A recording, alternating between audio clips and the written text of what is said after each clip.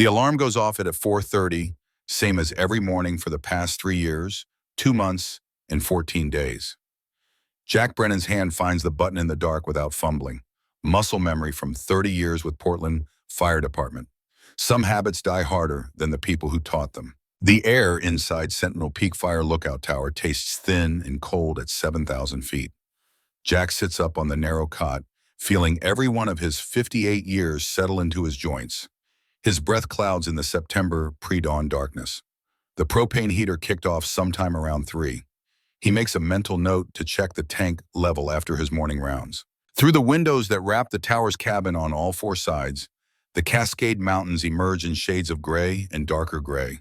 No color yet, just shapes. Ridge lines like broken teeth against the sky that hasn't decided whether to be night or day.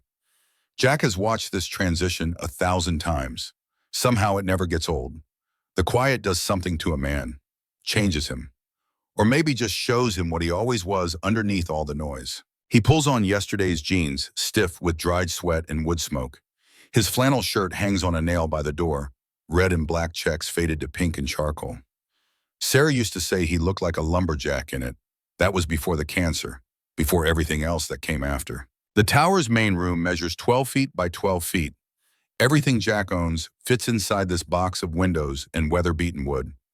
A cot against the north wall, a table with his maps and radios and weather instruments, a camp stove on a metal shelf, 5-gallon water jugs stacked in the corner, a bookshelf holding 37 books, mostly field guides and fire behavior manuals, and on the small table beside his cot, 2 photographs in wooden frames. Sarah, taken on their 20th anniversary, her hair already thin from chemo, but her smile still fierce.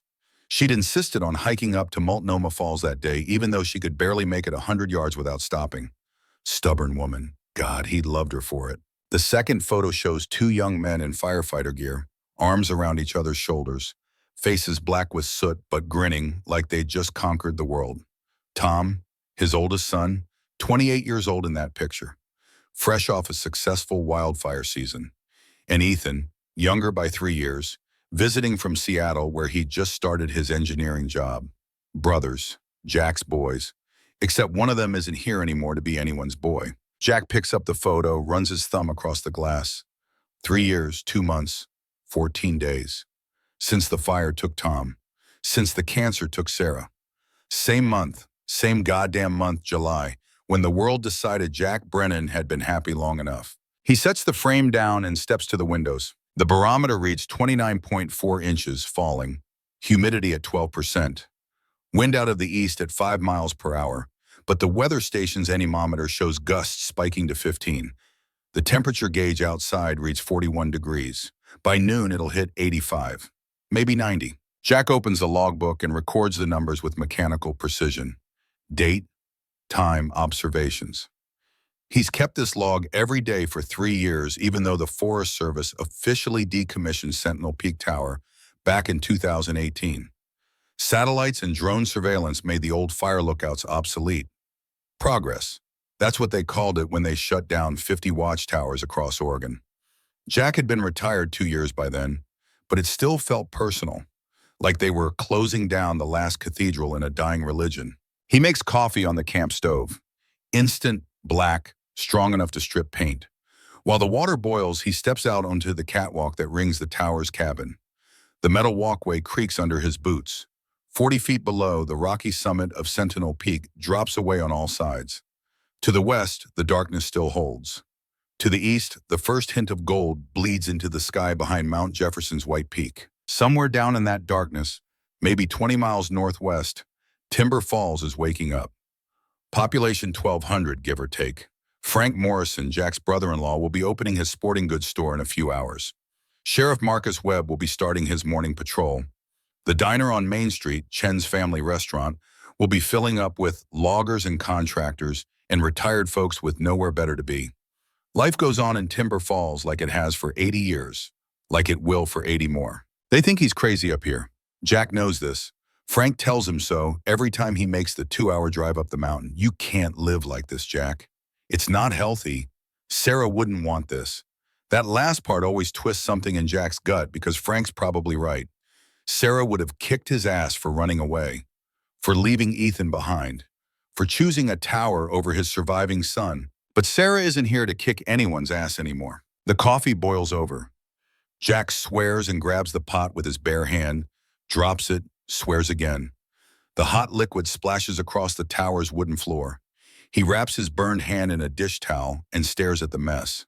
3 years and he's still making stupid mistakes. Still flinching away from heat. Still hearing screams in the silence when the wind picks up. He cleans up the spill, makes a fresh pot, this time watching it like a man defusing a bomb. By 5:30, the sun has cracked the horizon and the world shifts from black and white into color. Gold light floods across the eastern slopes. The burned scar from last year's Mackenzie fire shows stark against the green, 3,000 acres of black sticks where old growth forest used to breathe. Nature will reclaim it eventually. 50 years, maybe 100. The trees don't care about human timelines. Jack pours his coffee and moves back outside to the catwalk. This is his favorite moment, the shift, when the mountains stop being shapes and become real again. Three-dimensional, solid. He can see for 60 miles in every direction from up here. Mount Hood to the north, the Three Sisters to the south. Below him, the Santiam River drainage spreads out in folds of green and gray, 50,000 acres of national forest, 500 miles of trail, and maybe 30 people scattered across the whole goddamn wilderness. He's alone up here. Properly alone. No neighbors, no traffic, no one asking if he's okay or telling him what he should be doing with his life. Just Jack and the mountains and the silence that's either healing him or killing him. Some days he can't tell which. The radio crackles to life at 600 hours exactly. Emily Chen, the Forest Service dispatcher, handles morning check-ins for the Willamette National Forest District. Sentinel Peak, this is Willamette Base. Radio check over. Jack picks up the handset. His voice comes out rough. First words of the day scraping through a throat that hasn't spoken in 16 hours. Willamette Base, Sentinel Peak, reading you 5x5, over. A pause on the other end. Emily's always surprised when he answers. Like maybe she expects him to have given up and gone home during the night. Copy that, Sentinel. Weather report? Barometric pressure 29.4 and falling. Humidity 12%. Wind east-northeast at 5, gusting to 15. Temperature 41 degrees. Clear skies. No precipitation. Red flag conditions likely by 1400 hours. Over. Another pause, longer this time. Copy all, Sentinel. You know you don't have to do this anymore, right? Tower's been decommissioned. No one's asking for daily reports. I know. So why do you keep calling in? Jack looks out at the mountains turning gold in the morning light. Why does he keep calling in? Because routine is the scaffolding that holds him upright. Because if he stops doing even the job that doesn't exist anymore, he won't have any reason to get out of bed. Because 30 years as a firefighter taught him that you don't abandon your post just because someone in an office decided your post isn't necessary. Because someone should be watching. Emily doesn't respond for a moment. Then softer, copy that. You take care up there, Jack. Base out. The radio falls silent. Jack finishes his coffee and begins the morning inspection. He walks the catwalk, checking for loose boards and rust spots on the metal railing. He tests the lightning rods mounted at each corner of the roof. He examines the guy wires that anchor the tower to concrete piers sunk deep into the bedrock. Every joint, every bolt, every weld. The tower is 80 years old, built by the Civilian Conservation Corps during the Depression. Men with hand tools and determination carved a road up this mountain, hauled steel and lumber on their backs, and built something that outlasted them by generations. Jack respects that kind of work. Inside, he checks his equipment. 2 handheld radios, both fully charged, the emergency medical kit, stocked and inventoried, the fire shelter, that foil tent that's supposed to save your life if the flames catch you, folded tight in its case. He's never had to deploy one. Tom did. Didn't help. The Osborne Firefighter sits in the center of the room, a circular metal device with a rotating sight and a map table underneath. Old technology. Beautiful technology. You sight a smoke column through the viewer, rad the azimuth, plot it on the map, triangulate with reports from other towers, and you've got a location accurate to within a quarter mile. Faster than any satellite if you know what you're doing. Jack knows what he's doing. The maps covering his table show 3 years of meticulous record keeping. Every lightning strike, every small fire, every weather pattern. He's marked Tom's fire in red ink. The Santiam Complex, August 15th, 3 years ago. The red circle sits there like a bullet hole in the paper. 10,000 acres, 5 homes destroyed, 2 firefighters killed. One of them, his son. Jack traces the perimeter with his finger, following the fire's spread the way a detective studies a crime scene. Wind-driven, crown fire behavior, spotting 2 miles ahead of the main front. They'd called for evacuation of all ground crews when the conditions went to hell. Tom's crew had pulled back, all except Tom. The radio transcript is in the file folder beneath the map.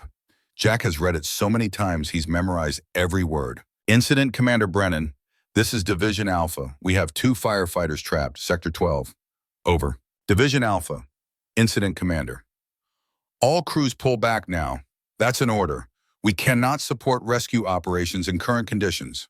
Over. Incident Commander, Division Alpha.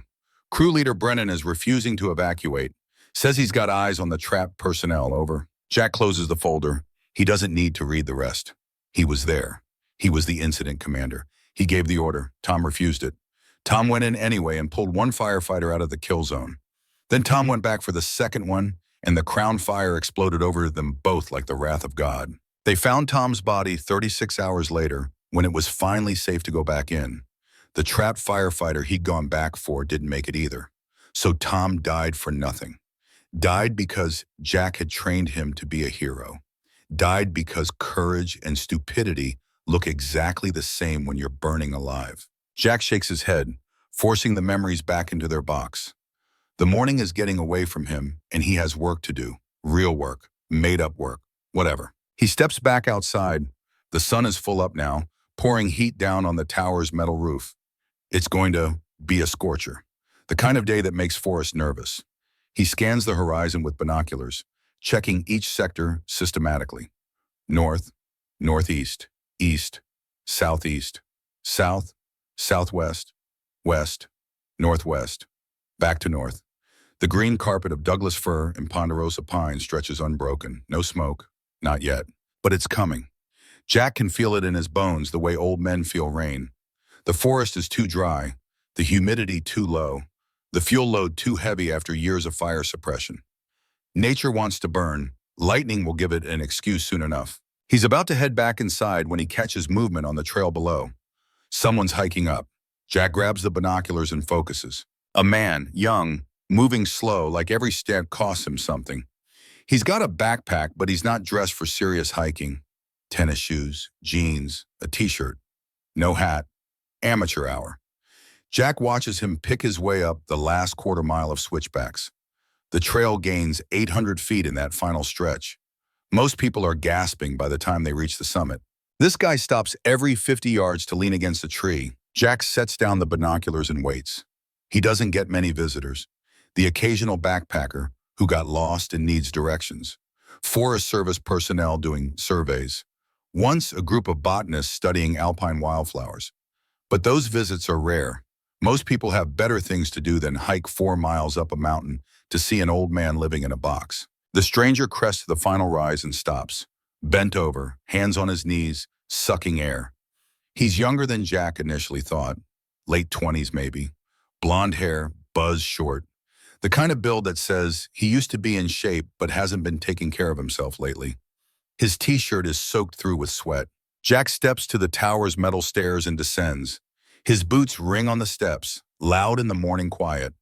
The stranger looks up. His eyes are bloodshot. He hasn't shaved in days. They regard each other for a moment. Jack has learned to read people in the silence. This kid is carrying something heavy, and it's not in his backpack. You're Jack Brennan. Not a question, a statement. That's right. You were a captain. Portland Fire Department. Was. The stranger nods, still catching his breath. He looks around at the tower, the summit, the endless mountains rolling away in every direction. When he speaks again, his voice is flat. They said you lived up here. By yourself. I didn't believe it. Who's they? Guys from the district. Firefighters. Everyone knows about you. The legend who quit and disappeared into the woods. Jack feels his jaw tighten. I didn't quit. I retired. Yeah, sorry, I didn't mean... The stranger trails off. He's looking at Jack like he's trying to decide something. Finally, my name's Cole Hansen. I'm with the Prineville crew, or I was. I'm on leave right now. Long hike for someone on vacation. Cole doesn't smile. It's not that kind of leave. The silence stretches. A raven calls from somewhere down the mountain, a sound like a rusty gate swinging open. Jack waits. He's learned that if you wait long enough, people will fill the silence with truth. Cole sits down on a rock, drops his pack. His hands are shaking. Not a lot, but enough that he shoves them into his pockets to hide it. Mackenzie fire last year, you hear about it? Jack nods slowly. 3,000 acres, 2 fatalities. I was crew boss, 8 people under me. We were cutting line on the southern flank when the wind shifted. 40-mile-per-hour gusts out of nowhere. Fire jumped our line and boxed us into a canyon. His voice has gone mechanical, reciting facts to avoid feeling them. I made the call to move through a narrow section, told my people it was the fastest way out. I was wrong. Fire came up both sides. 2 of my crew didn't make it out. Jack says nothing. There's nothing to say that will help. I dream about it every night, Cole continues. The screaming, the heat. I wake up and I can still smell them burning. You know that smell? Yes. Yeah, I figured you would. Cole looks up at Jack, his eyes wet. I heard your son died in a fire. Santiam complex. Jack's chest tightens. He doesn't talk about Tom, especially not with strangers. But something in this kid's face stops him from walking away. He did. They said he was a hero. Went back for trapped firefighters. That's what they said. Were you there? The question lands like a punch. Jack takes a breath. I was incident commander. Cole's eyes widen slightly. Understanding dawns. So you gave the order to pull back. I did. And he didn't follow it. No, he didn't. Cole nods slowly, like something has just clicked into place. So you know what it's like to give an order and have someone die because of it, or die because they didn't follow it. Either way, it's on you. Jack looks at this kid, this stranger who just hiked 4 miles to find someone who might understand what it's like to be haunted by fire, to be the one who lived, to be the one who gave the order, to carry that weight around until it crushes you or you learn to carry it differently. Why'd you come up here, Cole? Cole's hands are shaking worse now. He pulls them out of his pockets and stares at them like they belong to someone else. I'm not sleeping, can't eat, drinking too much. The department put me on administrative leave after I had a panic attack during a training burn. They're being nice about it, calling it PTSD, sending me to counseling. But everyone knows what it really is. I froze. I got scared. And 2 people died because I made a bad call. You're not the first crew boss to lose people. No, but they're still dead. Cole's voice cracks. I came up here because I heard you were living alone on a mountain, and I thought, I don't know what I thought, that maybe you could tell me how you do it, how you live with it, how you keep going when you can't stop seeing their faces. Jack looks out at the mountains. How does he live with it? By running away, by hiding in a tower where no one can ask him to be okay, by counting days like a prisoner counting years, by pretending that if he watches the forest carefully enough, he can prevent the next fire before it starts. I don't have an answer for you, but you're still here, still alive. That's got to count for something. Does it? Jack isn't sure anymore. Is he alive or is he just breathing? He looks at Cole, this broken kid who hiked 4 miles because someone told him an old man on a mountain might have answers. And Jack realizes something. He doesn't have answers, but maybe he has something else. Something small, a place to rest, a place to stop running for a minute. You can stay here tonight if you want. There's not much. A floor to sleep on, coffee in the morning, but it's quiet. Sometimes quiet helps. Cole looks up, surprised. You'd let me stay? I'm not a counselor. I'm not going to tell you everything's okay or that it gets easier or any of that bullshit. But you can stay. Cole nods, blinking back tears. Thank you. Jack doesn't respond. He just turns and climbs back up the tower stairs. Cole follows. Inside, Jack makes coffee while Cole sits on the floor with his back against the wall, looking out at the mountains through the western windows. They don't talk. There's nothing that needs saying. The silence does the work. After a while, Jack hands Cole a cup of instant coffee, black. Cole takes it with both hands, warming his fingers even though it's already 70 degrees outside. What do you do up here all day? Watch for fires. But the tower's closed. No one's paying you.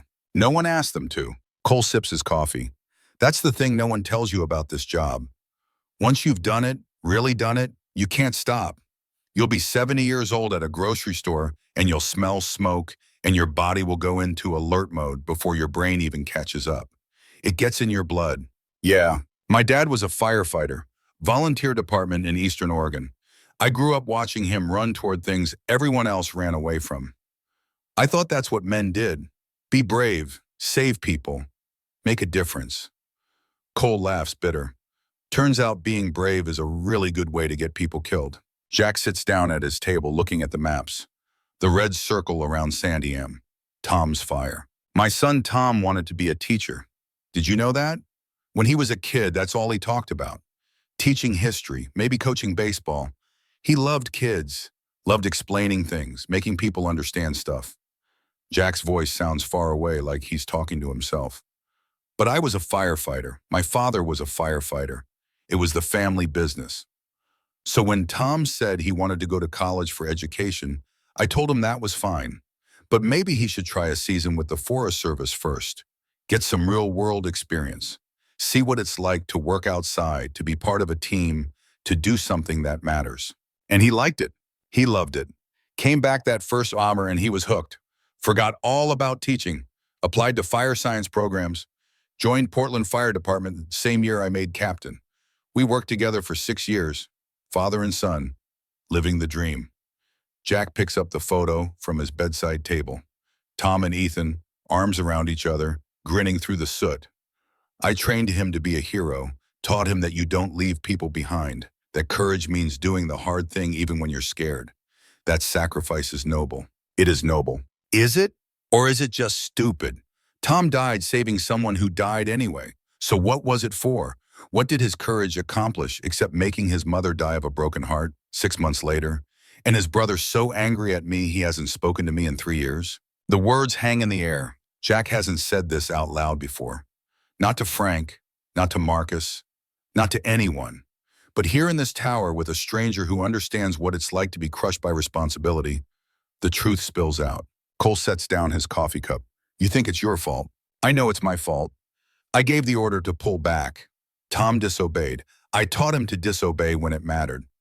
I taught him that rules don't matter as much as doing the right thing. And the right thing got him killed. Or, Cole says quietly, Tom made his own choice. He was a grown man. He knew the risks. Maybe he died because fire is unpredictable and dangerous, and sometimes good people don't make it home. Not because you were a bad father or a bad commander, just because. Jack wants to believe that. God, how he wants to believe that. But 3 years of replaying that day in his head, 3 years of guilt grinding him down, have made it impossible to see Tom's death as anything other than a failure. His failure. The radio crackles. Emily from Forest Service. All stations, this is Willamette Base. Be advised, National Weather Service has issued a red flag warning for the central Mississippi's effective 1,400 hours a day through 2,200 hours tomorrow. Extreme fire danger. Elevated lightning risk. All personnel maintain heightened awareness. Base out. Jack and Cole both look toward the eastern sky. The morning's crystal clarity has started to deteriorate. High clouds, thin and wispy, are streaming in from the east. The temperature has climbed 15 degrees in the last hour. Storm coming, Cole says. Jack nods. He moves to the window with his binoculars and scans the horizon. Nothing yet, but the conditions are perfect. Dry lightning, high winds, tinder-dry forests that haven't seen rain in 6 weeks. Every firefighter's nightmare. You should head down, Jack tells Cole. If lightning starts fires, this whole area could light up fast. But Cole doesn't move. He's staring out at the mountains with an expression Jack recognizes. The look of someone who's running calculations, weighing options, trying to decide whether to run toward the danger or away from it. I could stay. Help you monitor. I've got my gear in the truck down at the trailhead. I'm still qualified even if I'm on leave. This tower holds 1 person comfortably. 2 is pushing it. I don't need comfortable. I need... Cole trails off, searching for words. I need to do something. Anything. I've been sitting at home for 3 months, staring at walls, feeling useless. Maybe if I could just watch for fires, spot them early, help coordinate response. Maybe that would count for something. Jack understands this. The need to be useful, to justify your existence by doing the thing you were trained to do, to prove that you still matter even after you've failed. You can stay through the storm. After that, you head down. Cole nods. Deal. They spend the afternoon preparing. Jack shows Cole the equipment, the radio protocols, how to use the Osborne Firefighter. Cole picks it up quickly. He's been trained well. They work in comfortable silence, two men who understand that some tasks don't require conversation. By 3 o'clock, the temperature hits 92 degrees, the humidity drops to 8%.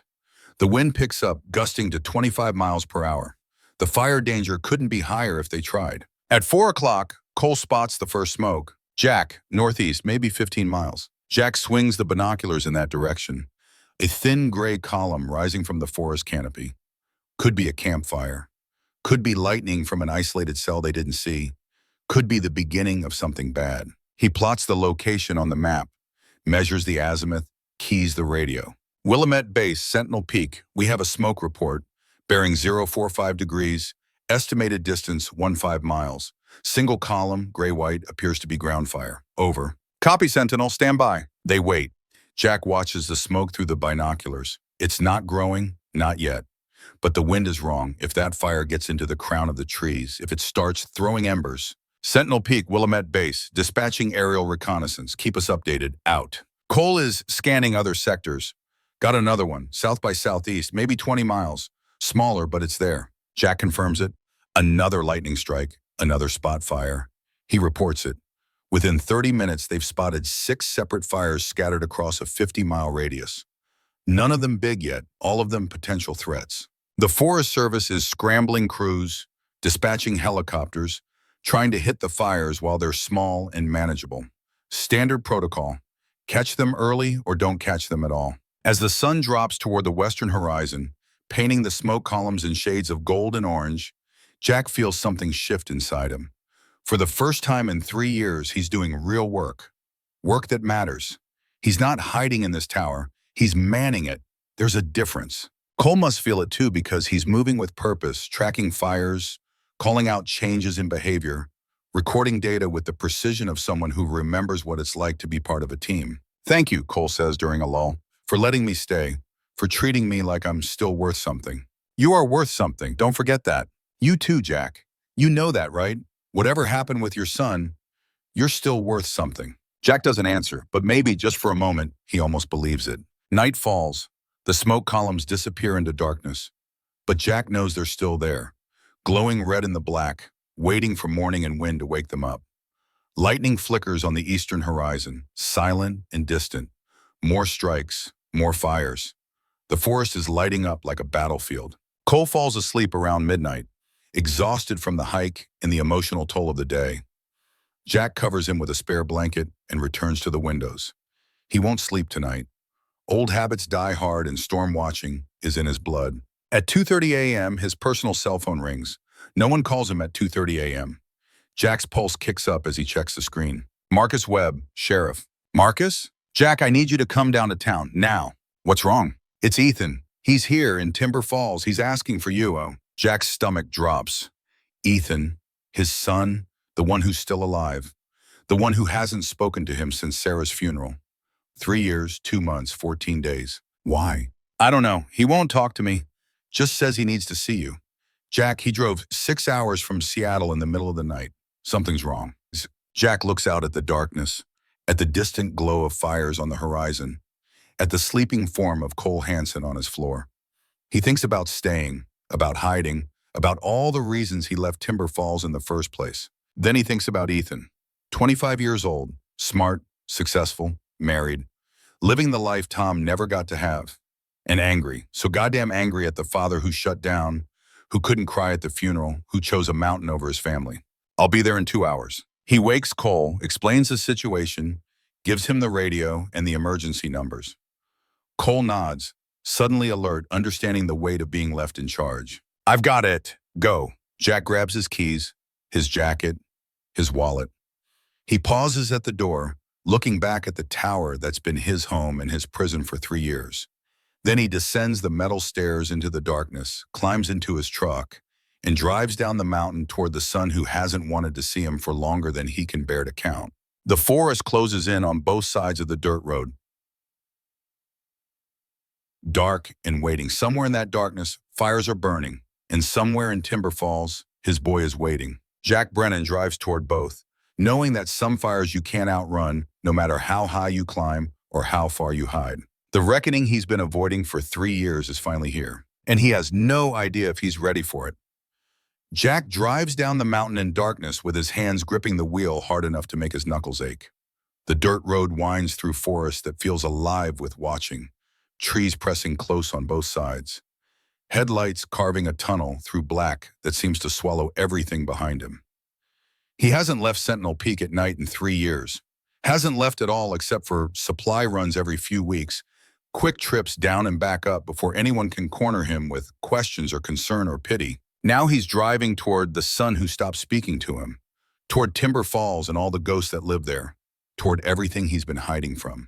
The radio crackles, Cole's voice steady despite being alone in a fire tower at 3 a.m. "Jack, this is Sentinel. You copy?" Jack picks up the handset.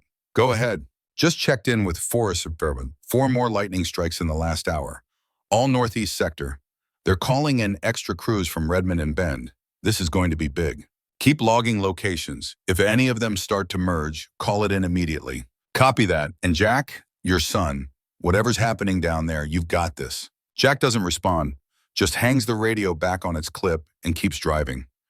Cole means well, but the kid doesn't understand. Some things you don't got, some things got you. It takes 90 minutes to reach Timber Falls.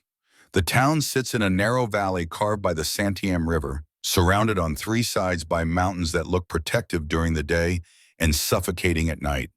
Population 1,200, most of them asleep at 4:30 in the morning. Main Street is dark except for the sheriff's office where lights burn in every window. Jack parks in front, sits in the truck for a moment gathering himself. Through the window he can see Marcus Webb pacing inside, phone pressed to his ear, and sitting in one of the plastic chairs meant for people waiting to file reports, Ethan. His son looks older than 28, thinner. There are shadows under his eyes that speak of too many nights without sleep. He's wearing a Seattle Seahawks hoodie and jeans, sneakers that have seen better days. His hair needs cutting. When did Ethan stop taking care of himself? Jack gets out of the truck. The night air down here is warmer than up on the peak, thick with the smell of pine and river water and smoke that's starting to drift in from the east. He walks to the door, hesitates with his hand on the handle. Marcus sees him through the window, nods, says something to Ethan. Ethan looks up. Their eyes meet through the glass. Jack sees something in his son's face, not anger, not the cold distance that's been there for 3 years. Something else, something that looks like fear. Jack opens the door. The sheriff's office smells like bad coffee and old paperwork. Marcus is still on the phone talking to someone about evacuation routes and fire danger. He waves Jack in, points to the coffee pot. Jack ignores it, moves toward Ethan. His son stands.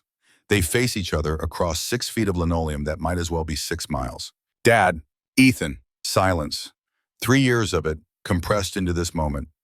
Jack wants to say something, apologize, explain, ask why, but his throat has closed up in any way. What words could possibly bridge this distance? Ethan breaks first. "I need to tell you something about Rebecca, about the baby." Jack's chest tightens. "Is she okay? Is the baby okay?" "They're fine. She's fine. The baby's fine. That's not why I'm here." Ethan runs his hand through his hair, a gesture so much like Tom used to make that Jack feels it like a punch. "I'm here because I've been an asshole for 3 years and I need you to know that before something happens and I don't get the chance." Marcus hangs up the phone, looks between them. "I'm going to check on something in the back. You two take your time." He disappears into the office's rear section, giving them privacy they haven't earned but desperately need. Ethan sits back down. Jack takes the chair across from him. Up close, his son looks exhausted. Not just tonight tired, soul tired, the kind of exhaustion that comes from carrying weight you were never meant to hold alone. "Rebecca went into preterm labor 2 weeks ago," Ethan says. "They stopped it, gave her drugs to slow things down. But the doctor says it could happen again anytime. She's only 30 weeks. If the baby comes now." "Babies born at 30 weeks survive," Jack says. "Good survival rate if they get to a NICU fast enough." That's what they told us. But it's not just about survival, is it? It's about all the things that could go wrong, all the ways I could lose them both. And I've been sitting in Seattle for 2 weeks, watching her on bed rest, feeling helpless. And all I could think about was that I don't have anyone to talk to about this. Mom's dead, Tom's dead, and you. I left. Yeah, you left. Ethan's voice breaks. When Mom died, when Tom died, I needed my father. I needed you to tell me it would be okay, to tell me how to survive losing everyone. But you just shut down. You didn't cry at the funeral, didn't talk, didn't anything. And then you disappeared up that fucking mountain, and I've been alone for 3 years. The words hit like stones, each one true, each one deserved. I'm sorry. I don't want you to be sorry. I want you to be here. I want my dad back. Because in a few weeks I'm going to be a father, and I have no idea how to do that. Tom and I, we were going to raise our kids together. Cousins growing up like brothers. That was the plan. But Tom's gone and you're gone, and I'm terrified I'm going to fuck this up the way you fucked us up. Jack flinches, but he doesn't argue, can't argue, because Ethan's right. Jack did fuck it up. He took his grief and his guilt, and he weaponized it into silence and distance. He told himself he was protecting his son by leaving. Really, he was just protecting himself from having to feel anything. I don't know how to fix this, Jack says. I don't know how to be what you need. I don't need you to fix anything. I just need you to be present, to answer the phone when I call, to meet your grandson when he's born, to help me figure out how to be a father when I'm scared shitless. Your grandson? It's a boy we found out last month. Ethan's voice softens. We're naming him Thomas, after Tom. Something breaks inside Jack's chest. Not clean, messy, like ice cracking on a frozen lake. The kind of break that means you're about to go under. His eyes burn, his throat closes. For 3 years, he's kept everything locked down tight. No tears at the funeral, no breaking down when he found Tom's gear in the storage unit, no letting himself feel the full weight of losing his wife and his son in the same terrible summer. But this, a grandson named Thomas, a new life carrying forward the name of the boy who died. This is too much. This cracks him open. Ethan, the words won't come, just tears. Silent at first, then not silent at all.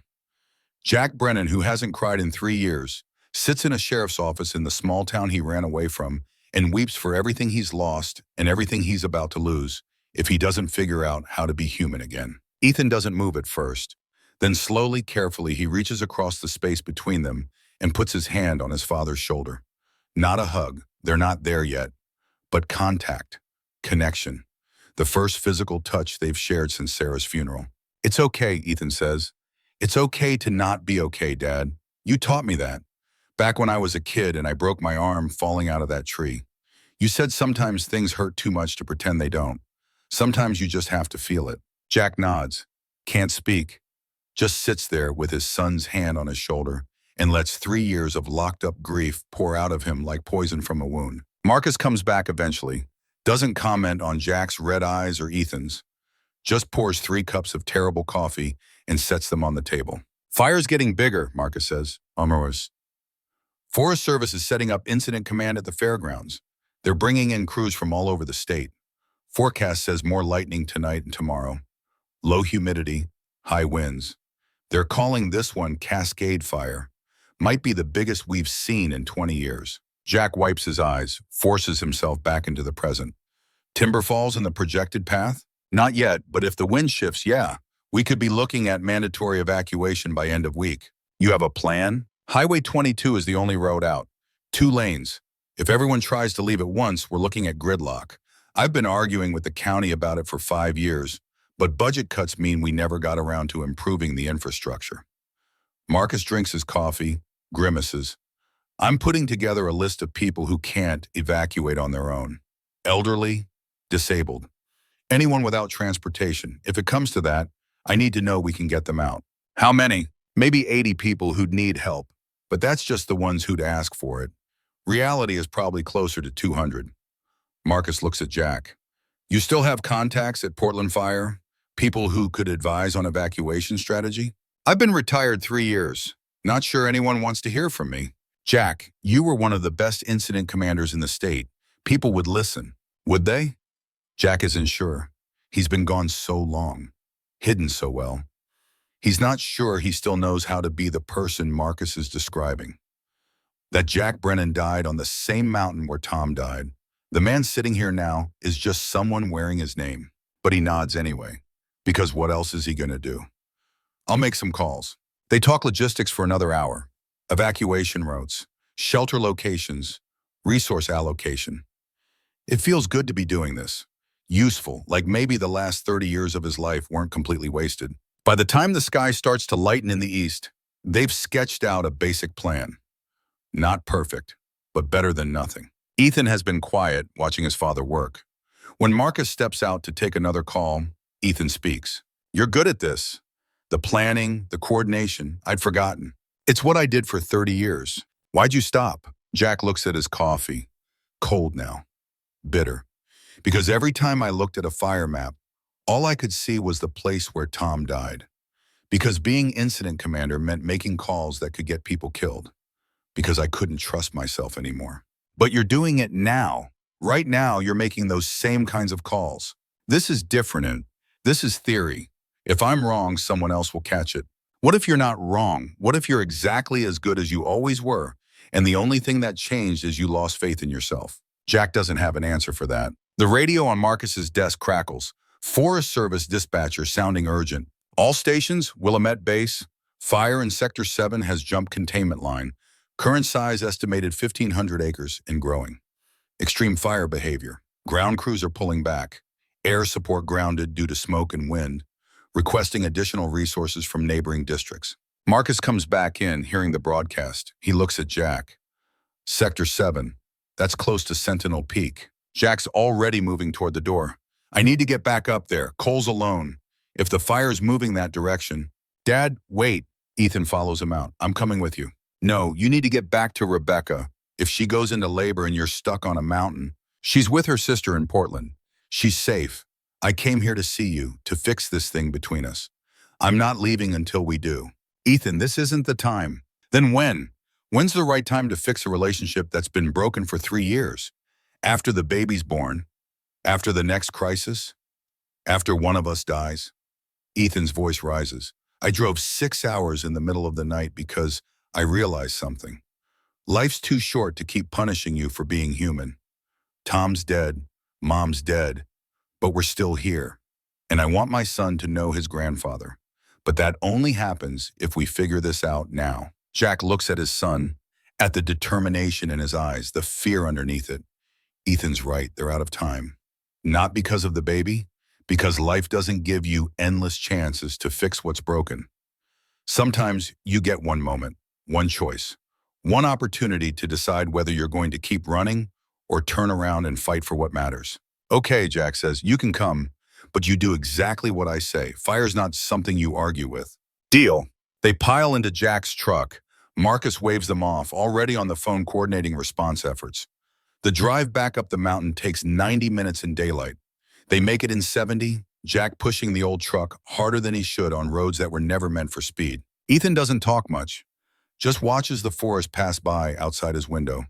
The smoke is thicker now, visible even in the early morning light. The sky has gone from blue to gray to that sickly orange that means fire is close. They pass the trailhead parking lot where hikers usually start their climb to the peak. It's empty. Good. Forest Service must have closed the area to public access. The road gets worse. Dirt becomes gravel, becomes rocks barely held together by hope and stubbornness. Jack's truck can handle it. Barely. They climb switchback after switchback, gaining elevation until Jack's ears pop and Ethan has to yawn to clear the pressure. Finally, the tower comes into view. Perched on its rocky summit like a lighthouse in a sea of green, smoke drifts across the eastern horizon behind it, gray columns rising into the morning sky. Jack counts them. 7 separate fires, maybe more hidden by the haze. They park at the base of the tower and climb the trail that leads to the actual structure. It's only a quarter mile, but it's steep. Ethan's breathing hard by the time they reach the top. City living has made him soft. Cole meets them on the catwalk, looking exhausted but alert. Jack, thank God. I was about to radio you. Fire in Sector 7 jumped the river. It's moving northwest, fast. Jack moves to the tower's main room, pulls out his maps. Cole has marked the fire progression in red. What was 1,500 acres an hour ago is now closer to 3,000, and it's moving toward populated areas. Where's the nearest town in its path? Depends on wind direction. If it keeps going northwest, Marion Forks in about 12 hours. If it shifts west, Detroit Lake Reservoir. If it goes north, Cole's finger traces a line on the map. Timber Falls in maybe 18 hours. Ethan has followed them inside. He stares at the map. That's where Rebecca was, where we grew up. She's in Portland, Jack reminds him. She's safe. But everyone else, Frank, Marcus, all those people who can't evacuate easily. Jack studies the map, the fire behavior, the wind patterns, the topography. 30 years of experience lets him see what's coming before it happens. And what he sees isn't good. We need to warn them, he says. Not maybe, not prepare. We need to get people moving now. He reaches for the radio, but Cole stops him. Jack, Forest Service has their own projections. They're not calling for evacuation yet. If you contradict them, then I contradict them. I'm not watching another town burn because someone in an office decided to wait and see. He keys the radio, gets Marcus on the line, explains what he's seeing. Marcus listens, then asks the question Jack knew was coming. Jack, are you sure? Because if I call an evacuation and the fire doesn't come, people will lose their minds. Business owners, ranchers, everyone who has to pack up and leave will be furious if it turns out to be for nothing. I'm sure. Okay, I trust you. I'll start the process. Jack hangs up, looks at Cole. You should head down too. Get out while you can. No way. You'll need help monitoring this. Besides, I told you, I'm done running from fire. Ethan goes down though, now. But Ethan shakes his head. I'll go when you go, not before. God damn it, Ethan, this isn't a negotiation. You're right, it's not. Ethan crosses his arms, stubborn, just like his mother. For 3 years, I've watched you sit on this mountain alone. Now I'm here, I'm staying. And you're going to have to throw me off this tower if you want me gone. Jack wants to argue, wants to pull rank, but he looks at his son and sees himself. Sees Tom. Sees the Brennan stubbornness that has defined 3 generations of firefighters and probably caused most of their problems. Fine, but you follow orders, both of you. They settle into the work. Monitoring, logging, reporting. The morning crawls by, the fires grow. By noon, there are 15 separate burns scattered across 50,000 acres. Some are small, some are merging. All of them are hungry. Around 1 in the afternoon, Cole spots something. Jack, come look at this. He's pointing at the base of the tower, at the rocky outcrop that forms Sentinel Peak's summit, at a section where the stone looks different. Darker, almost like a shadow, except shadows don't sit in the middle of sun-blasted rock. What am I looking at? I'm not sure, but I think it's an opening, like a cave or something. Jack has lived on this tower for 3 years. How has he never noticed that? He heads down the stairs, Cole and Ethan following. They circle around to the north side of the tower where the ground drops away sharply, and there, partially hidden by scrub brush and a boulder, is an opening in the stone. Jack pulls away the brush. The opening is maybe 3 feet high, 2 feet wide. Air flows out of it, cool and damp. He pulls out his flashlight, shines it inside. The beam illuminates a tunnel, natural, carved by water or lava or time. It descends at a gentle angle into darkness. Holy shit, Cole breathes. Is that a lava tube? Looks like it. Jack has seen these before. Volcanic formations common in the Cascades. When lava flows and the outer layer cools and hardens, while the inner layer keeps flowing, it creates hollow tubes underground. Most of them are small, some are massive. This one looks somewhere in between. We should check it out, Ethan says. We should leave it alone and focus on the fires. But Ethan's already ducking inside. Jack swears and follows. Can't let his son explore an unknown cave system alone. That's how people die. The tunnel is tight for the first 20 feet, requiring them to crouch. Then it opens into a larger chamber. Jack's flashlight sweeps across walls of dark stone, smooth and rippled like frozen water. The temperature drops 20 degrees. It's cool down here, almost cold. The air tastes different, clean, mineral. They follow the tube deeper. It descends maybe 50 feet, twisting and turning, opening into chambers and narrowing into passages. Jack's about to suggest they head back when the tunnel opens into something bigger. A cavern, maybe 60 feet long, 20 feet wide. The ceiling rises to 15 feet in the center, and in the middle of the floor, a pool of water. Jack approaches it carefully, shines his light down. The water is clear. He can see the bottom, maybe 6 feet deep. There's no obvious source, no stream feeding it, no drain taking water away. It just sits there perfectly still, perfectly clear. He touches the surface. The water is cold. He brings his fingers to his lips, tastes it, fresh, sweet, better than any water he's pulled from the spring up top. How is this here? Cole asks. We're on top of a mountain. There shouldn't be groundwater this close to the surface. Jack doesn't have an answer, but he's thinking about the tower, about how it's survived 80 years of weather and fire and neglect, about how he's never run out of water in 3 years despite using gallons every day, about the stories Bear has told him, old stories about sacred places, about the land having memory. Maybe this is where his water comes from. Maybe the spring up top is just the overflow from this underground reservoir. Maybe Sentinel Peak is more than just a rock and a tower. We should go, Jack says. Mark this location. Come back when we have more time. But as they turn to leave, Ethan spots something. Marks on the wall. He moves closer, shines his light on them. Symbols carved into the stone. Spirals, circles, lines that might be writing or might just be decoration. What is this? Chinook, Jack says, recognizing the style from artifacts he's seen in museums. Or Warm Springs, one of the tribes that lived here before we did. What do they mean? I don't know. Bear might. They climb back up to the surface. The world above feels hotter after the cool of the lava tube. Harsher. Jack makes a note to call Bear, to ask him about the symbols, about the water, about what this place might be. But first, the fires. They spend the afternoon tracking the burns. By 4 p.m., the fires have merged into 3 main complexes. The Cascade Fire, as they're calling it now, is the largest, 8,000 acres and growing. It's moving like nothing Jack has seen in years. Crown fire behavior, spotting miles ahead of the main front. Every firefighter's nightmare. Marcus calls at 5. Jack, we've got a problem. Half the town doesn't want to evacuate. They're saying Forest Service hasn't called it mandatory yet. They're saying I'm overreacting. Tell them I said evacuate. Tell them I've got 30 years of experience and I'm saying this fire is coming for them. I did. Some of them are calling you crazy, saying you've been on that mountain too long, that you're not reliable. Jack closes his eyes. Of course they are.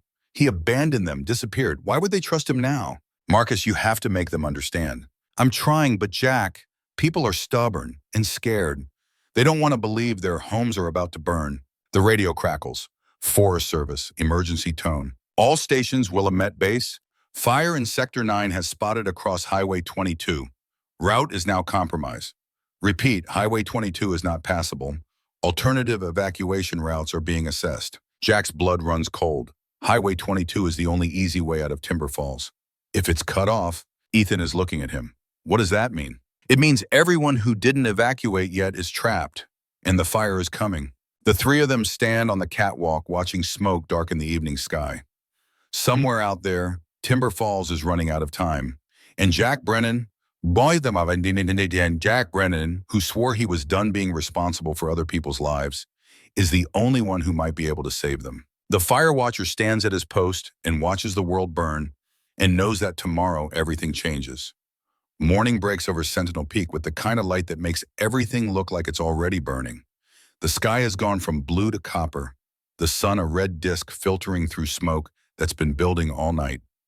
Jack stands on the catwalk with a cup of coffee gone cold in his hands, watching the horizon disappear into haze. Below him, the forest spreads out in every direction, 60,000 acres of tinder waiting for a match.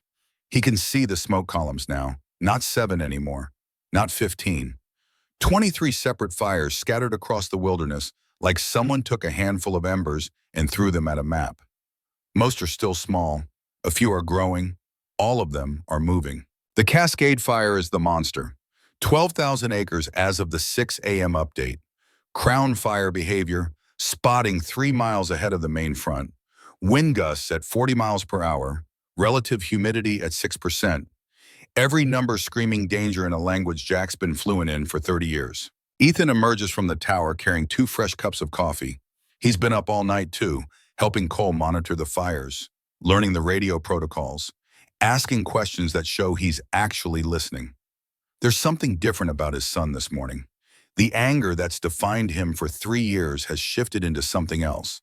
Not forgiveness exactly, but maybe the beginning of understanding. Marcus just called, Ethan says, handing Jack the coffee. Timber Falls is evacuating. He's got maybe 400 people who listened. The rest are staying put.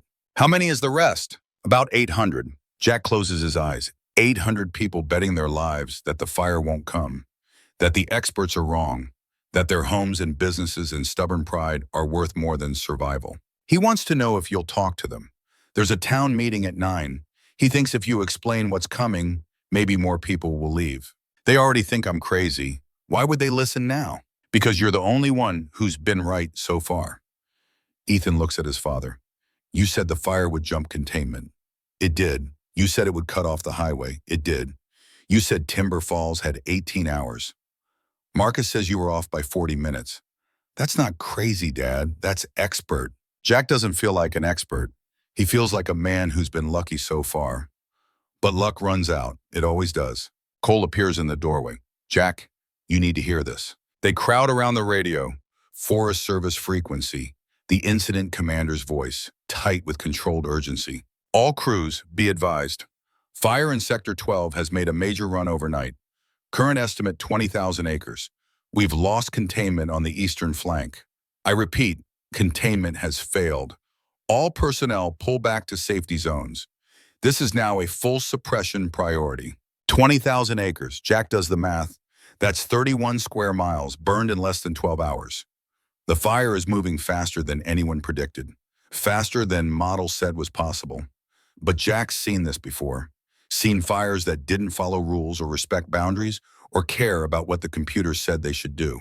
Fire has its own logic, and this fire is telling him something. He moves to his maps, plots the new perimeter, traces the likely path based on wind and topography and fuel load. His finger stops on Timber Falls. If the fire keeps this pace, if the wind doesn't shift, if conditions stay extreme, 6 hours, maybe 8, not 18, not tomorrow, today. We need to get down there, Jack says, now. They're in the truck 10 minutes later. Cole stays behind to man the tower. Jack drives with Ethan beside him, pushing the old vehicle down the mountain road faster than is safe. But safe doesn't matter anymore. Getting to Timber Falls before the fire does is all that matters. The road descends through smoke that gets thicker with every mile. Visibility drops to 50 feet, then 30. Jack's headlights cut yellow tunnels through gray that taste like ash and burning pine in the end of something. They pass the first spot fire at mile marker 12. Flames eating through brush on the roadside, small now, but growing. Jack doesn't stop. Can't stop. If they stop for every fire they see, they'll never make it. Timber Falls appears through the smoke like a ghost town. Half the buildings are dark, windows empty, parking lots abandoned. The other half shows signs of frantic preparation. People loading trucks, boarding up windows. A few standing in yards with garden hoses, like 10 gallons per minute will somehow stop what's coming. The town hall parking lot is full. Jack pulls in, finds a spot near the back. They can hear voices inside, angry voices, scared voices. People trying to make sense of something that doesn't make sense. Marcus meets them at the door. The sheriff looks like he's aged 10 years overnight. His uniform is rumpled. His eyes are bloodshot. He's probably slept less than Jack. Thank God you're here. It's a mess in there. Half want to leave, half want to fight. Everyone's yelling at everyone. What do you need me to do? Tell them the truth. You're the only one they might believe. Jack and Ethan follow Marcus inside. The town hall is packed. 200 people, maybe more, crammed into a space meant for half that. The air is hot and stale and electric, with fear masquerading as anger. Frank Morrison is there, standing near the front with his wife Helen. When he sees Jack, his face does something complicated. Relief and worry and 3 years of frustration all mixed together. They haven't spoken since Jack moved to the mountain. Haven't even tried. The mayor, a real estate developer named Dennis Hartley, is at the podium trying to keep order and failing. He sees Marcus and Jack and looks relieved to hand over the microphone. Marcus steps forward. Folks, please, I know you're scared. I know this is hard, but we need to listen to someone who knows what he's talking about. Most of you remember Jack Brennan, Captain, Portland Fire Department, retired. He's been monitoring this fire from Sentinel Peak, and he has information we need to hear. A woman in the back shouts, "He's the one who's been hiding on that mountain for 3 years. Why should we trust him now?" Jack recognizes her. Pauline Chen runs the diner.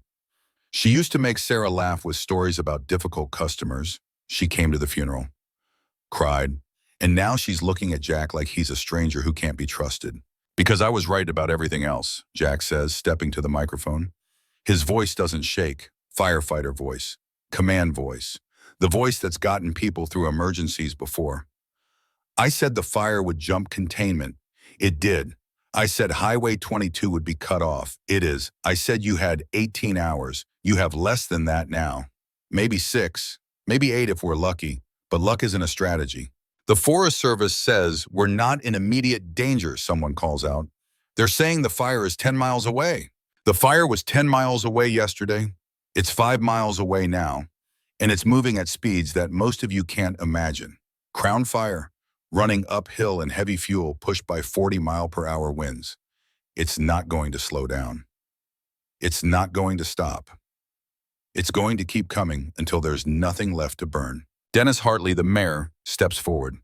Jack, I appreciate your concern, but you're not the incident commander anymore. You're not even active duty. The people in charge say we have time. The people in charge are managing a disaster that's already bigger than they can handle. They're doing their best with the resources they have, but their best might not be good enough. Not for this fire, not today. The room erupts. People yelling, some agreeing, some calling Jack a fearmonger, some demanding to know why they should abandon their homes based on the word of a man who abandoned them. Ethan moves forward, stands beside his father, and when he speaks, his voice cuts through the chaos.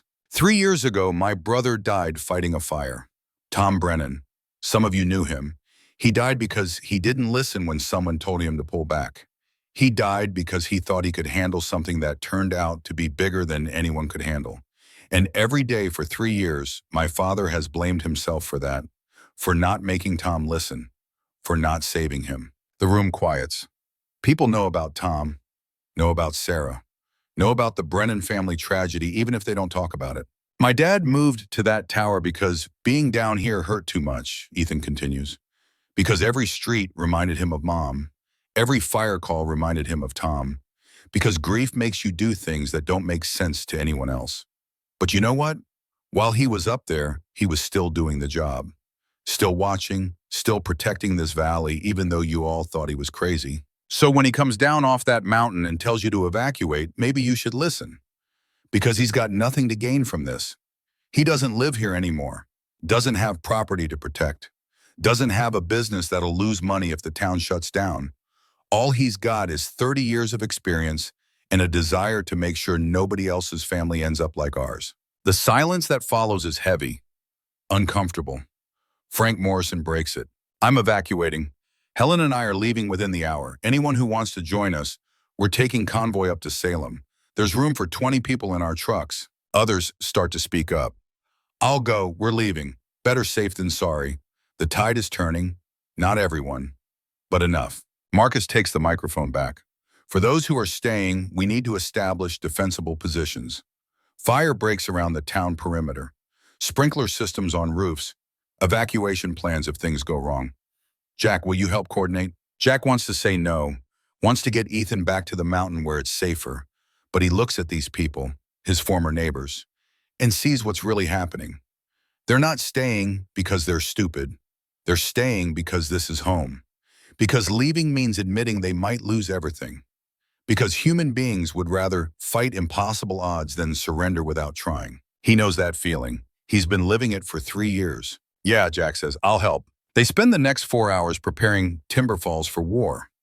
Jack divides the town into sectors, assigns teams to clear brush, and create fire breaks. They set up sprinklers on as many roofs as they can. They mark safe zones, buildings made of brick or concrete that might survive if the fire comes through.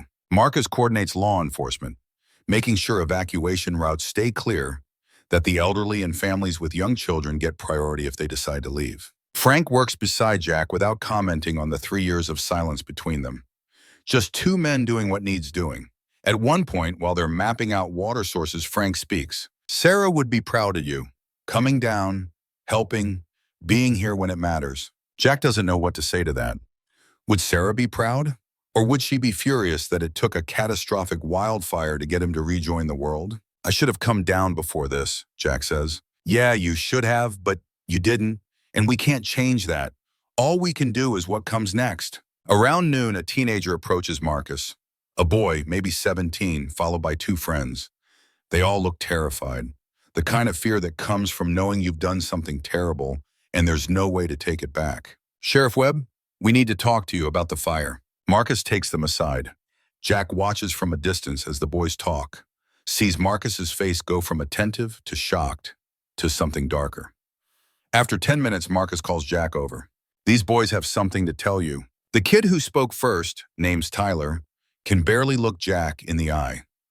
It was us, the fire. We didn't mean for it to happen. We were camping up in the restricted area. It was my birthday. We brought fireworks, Roman candles, just stupid stuff. We were being careful, or we thought we were. His voice breaks. One of the other boys, darker haired, takes over. One of the Roman candles went sideways, hit some dry grass. We tried to stomp it out, thought we got it, but I guess we didn't. And then the lightning storm came that night, and we thought maybe the fire was from that we'd gotten lucky. But we didn't get lucky, Tyler says. We started all of this. The Cascade Fire, 20,000 acres. All those firefighters in danger, this whole town about to burn. It's our fault. Jack looks at these kids, 17 years old, made a stupid mistake. The kind of mistake teenagers make every day. Except this one is going to cost millions of dollars. Destroy homes, maybe kill people. He wants to be angry, wants to yell, wants to ask them what the hell they were thinking, bringing fireworks into a bone-dry forest during fire season. But he looks at Tyler's face and sees Tom, sees himself, sees every firefighter who ever made a call that got someone hurt. Mistakes happen, consequences follow. The only question is what you do after. Does your parents know? We just told them this morning. They brought us here. You know you could go to jail for this. Federal charges, starting a wildfire on public land. We know. We don't care. We just needed to tell someone, needed you to know it wasn't the lightning, it was us. Jack looks at Marcus. The sheriff's face is grim. I'll need to report this to the feds, to the incident command team. These boys will have to make formal statements. I understand, Tyler says. Whatever happens, we deserve it. Do they? Jack isn't sure. They're kids, stupid kids who made a catastrophically stupid mistake. But standing here watching them face the consequences of their actions with more courage than most adults Jack knows, he doesn't see criminals. He sees three boys who are learning the hardest lesson anyone can learn. Your choices matter, and sometimes they matter in ways you can never take back. You tell the truth, Jack says, to everyone, to the investigators, to the families who lose their homes. You own this. That's all you can do now. Own it and spend the rest of your lives being the kind of people who would never be this careless again. The boys nod. They look smaller now, younger. Jack wonders if Tom looked this small when he was 17. If Tom ever made mistakes that could have gone wrong but didn't. If the only difference between these kids and his son is luck. By 2 p.m., another 100 people have evacuated. The town that held 1,200 this morning is down to maybe 700. Still too many, but better than it was. The smoke is getting thicker. The temperature is climbing despite the haze. Jack can feel the fire getting closer. Not see it yet, but feel it. The way the air pressure changes. The way the wind shifts and swirls. The way birds have stopped singing and insects have gone quiet. The forest knows what's coming, even if some people don't. Ethan finds Jack near the fire station where they've set up a command post. Rebecca called. She's okay. The baby's okay, but she's worried about me, about you. She wants us to get somewhere safe. Tell her we will, soon. Dad, when is soon? Because from where I'm standing, we're running out of time. Jack knows Ethan's right.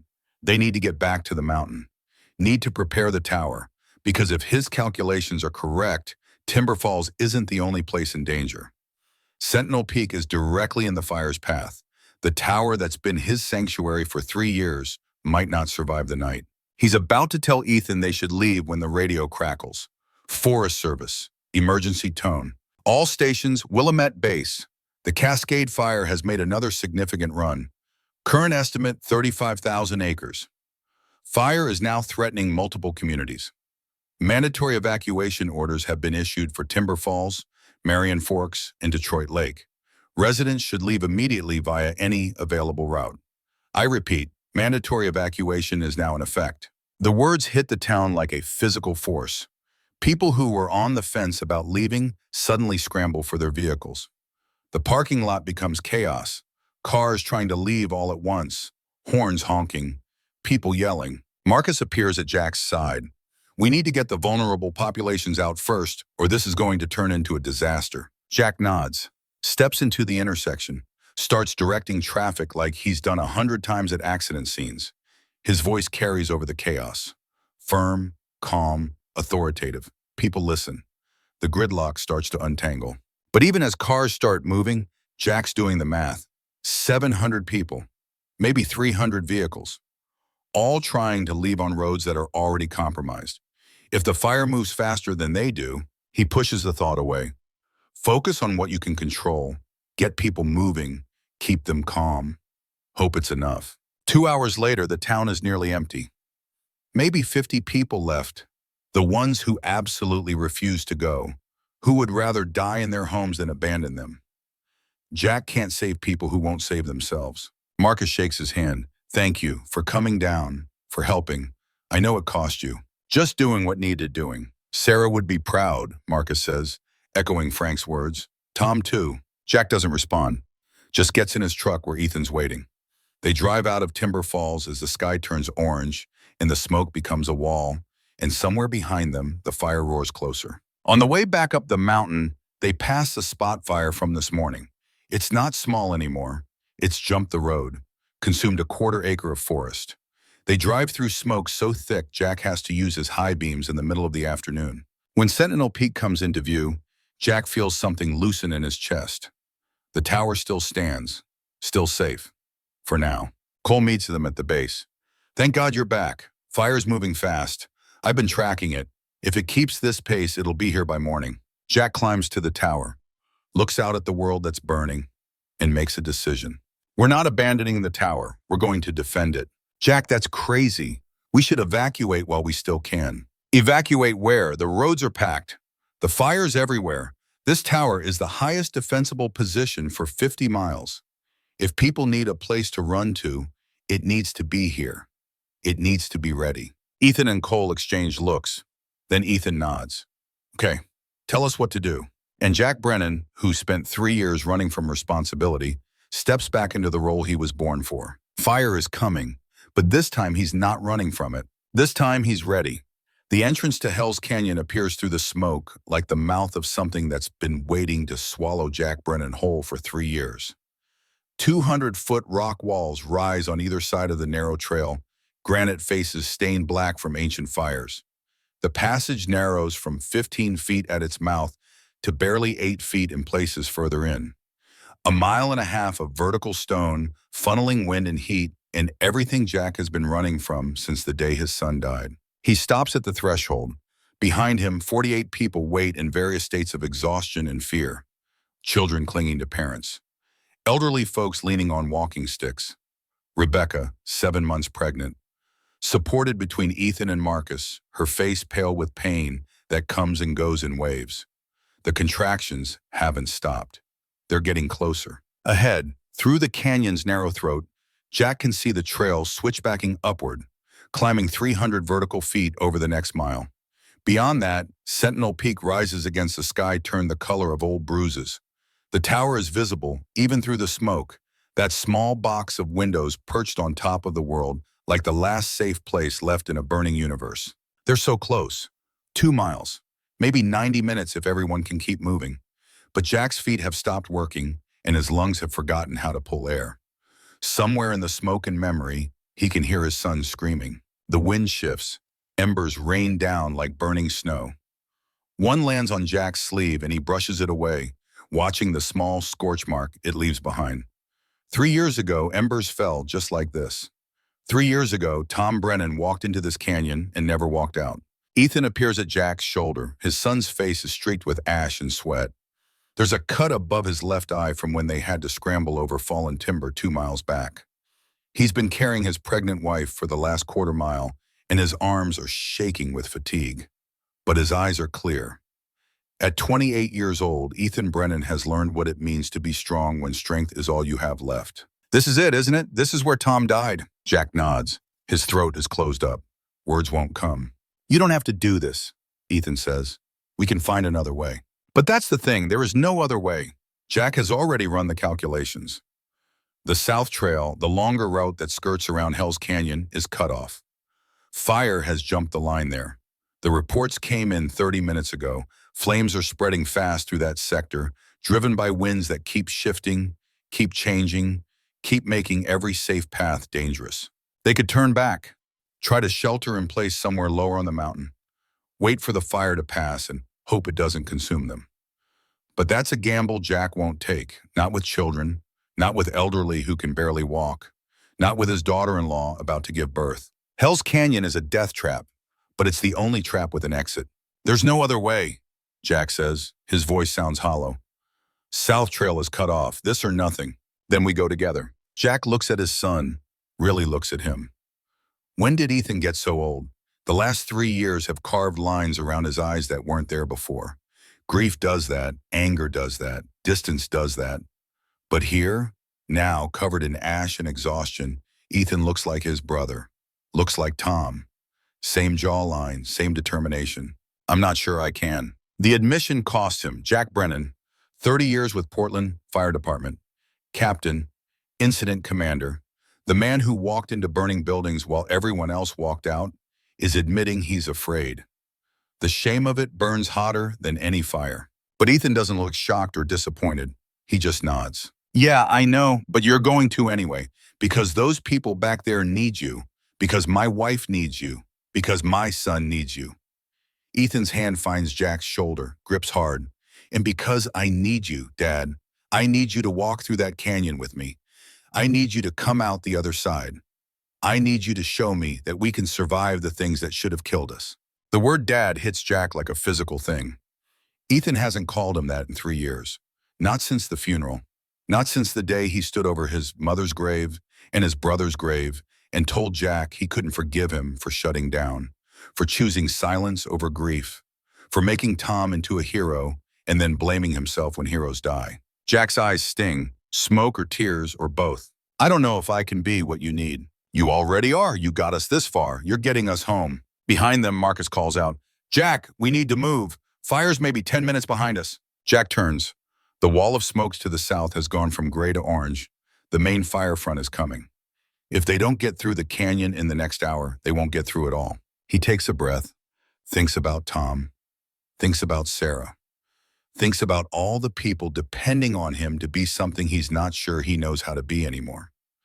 Then he thinks about what Cole said back at the tower. You don't leave people behind. That's what firefighters do. That's what fathers do. He steps into Hell's Canyon. The temperature jumps 15 degrees in the first 100 feet. The stone walls radiate stored heat from the afternoon sun. The air tastes like ash and something older, something elemental. This place was carved by ancient floods, shaped by fire and ice, and it remembers. Jack can feel the canyon's memory pressing against him. All the people who've walked this trail, all the ones who didn't make it out. Tom's last position was half a mile in, on a section where the walls narrowed to barely 6 feet across. Fire had come through here like water through a funnel, superheated air rising so fast it created its own wind. The phenomenon has a name, chimney effect. Jack has taught classes on it. He's explained to dozens of young firefighters how narrow canyons can become death traps in wildfire conditions. Never enter a confined space during active fire behavior. That's the rule. That's the rule Tom broke. Jack's hands start shaking. He clenches them into fists. Behind him, the group follows. Parents carrying children.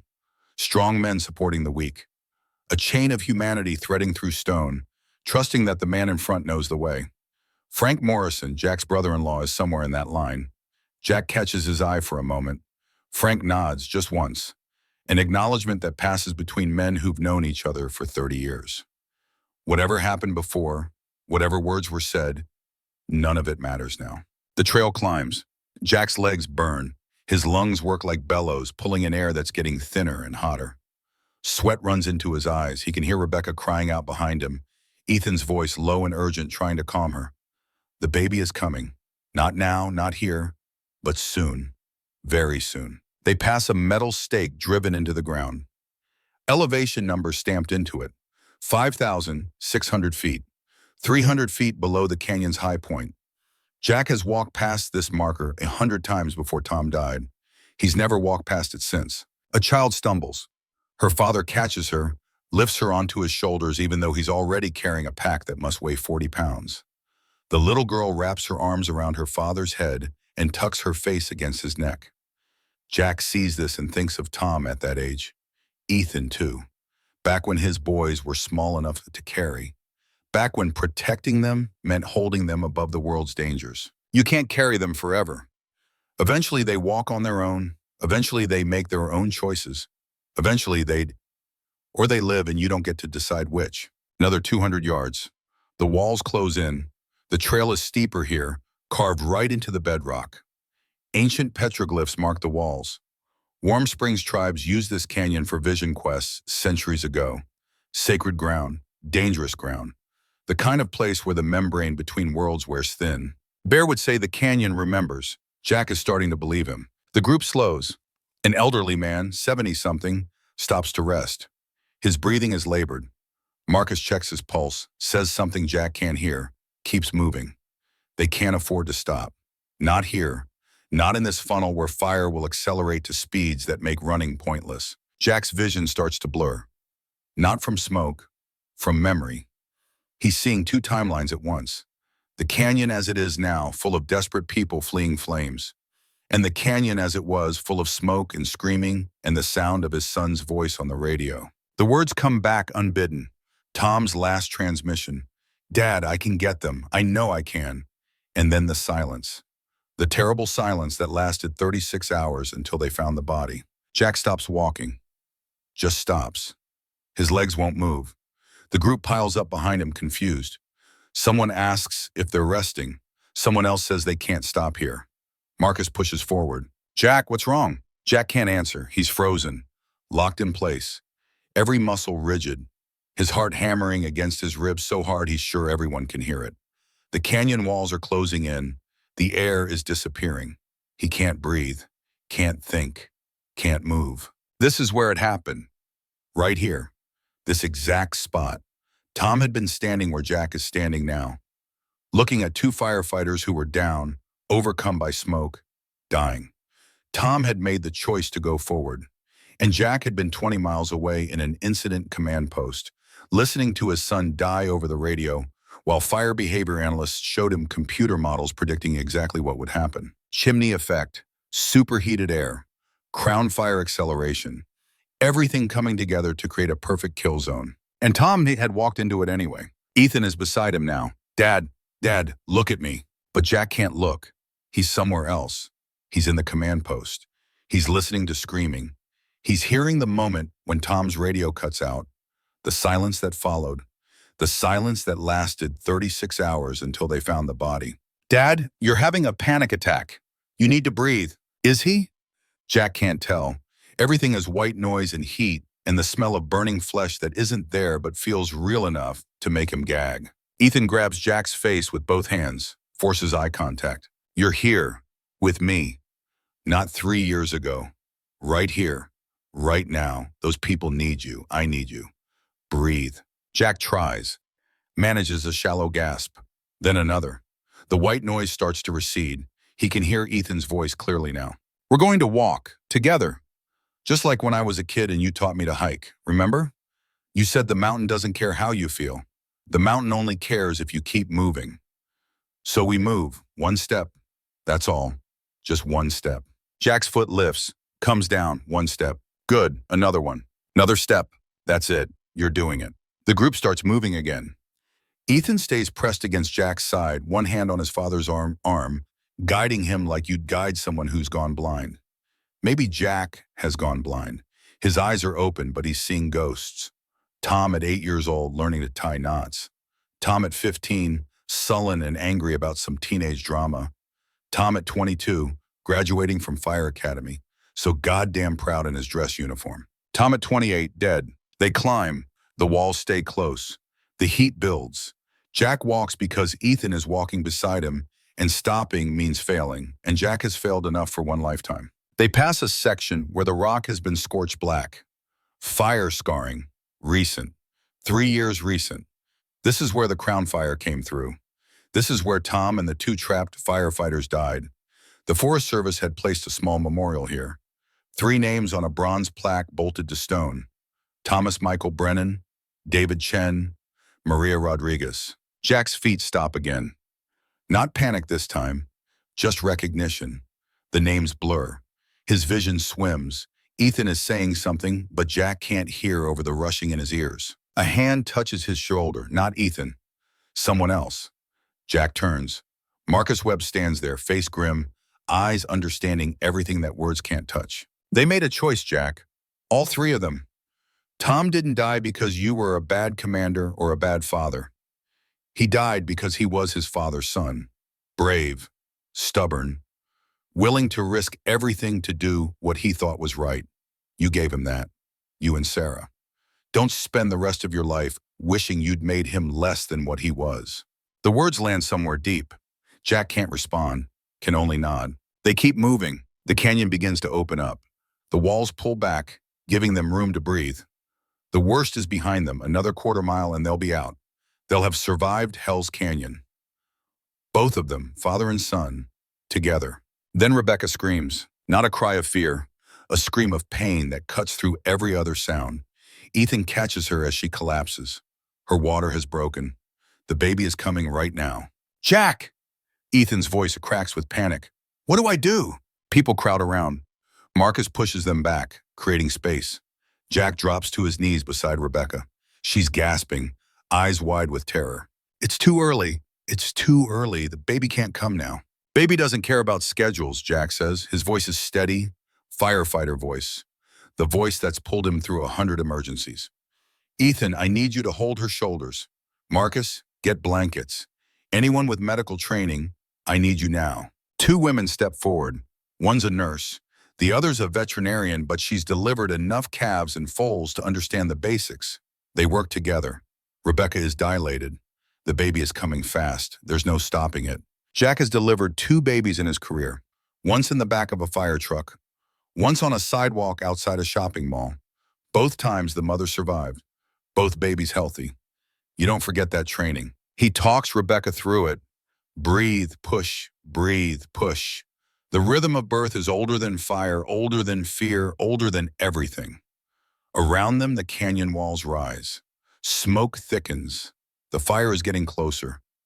But here, in this small circle of stones and determination, life is happening. Ethan is crying, I can't lose her. I can't lose them both. You're not going to, Jack says. We're going to bring your son into the world. Right here, right now, and then we're all going to walk out of this canyon together. Rebecca screams again.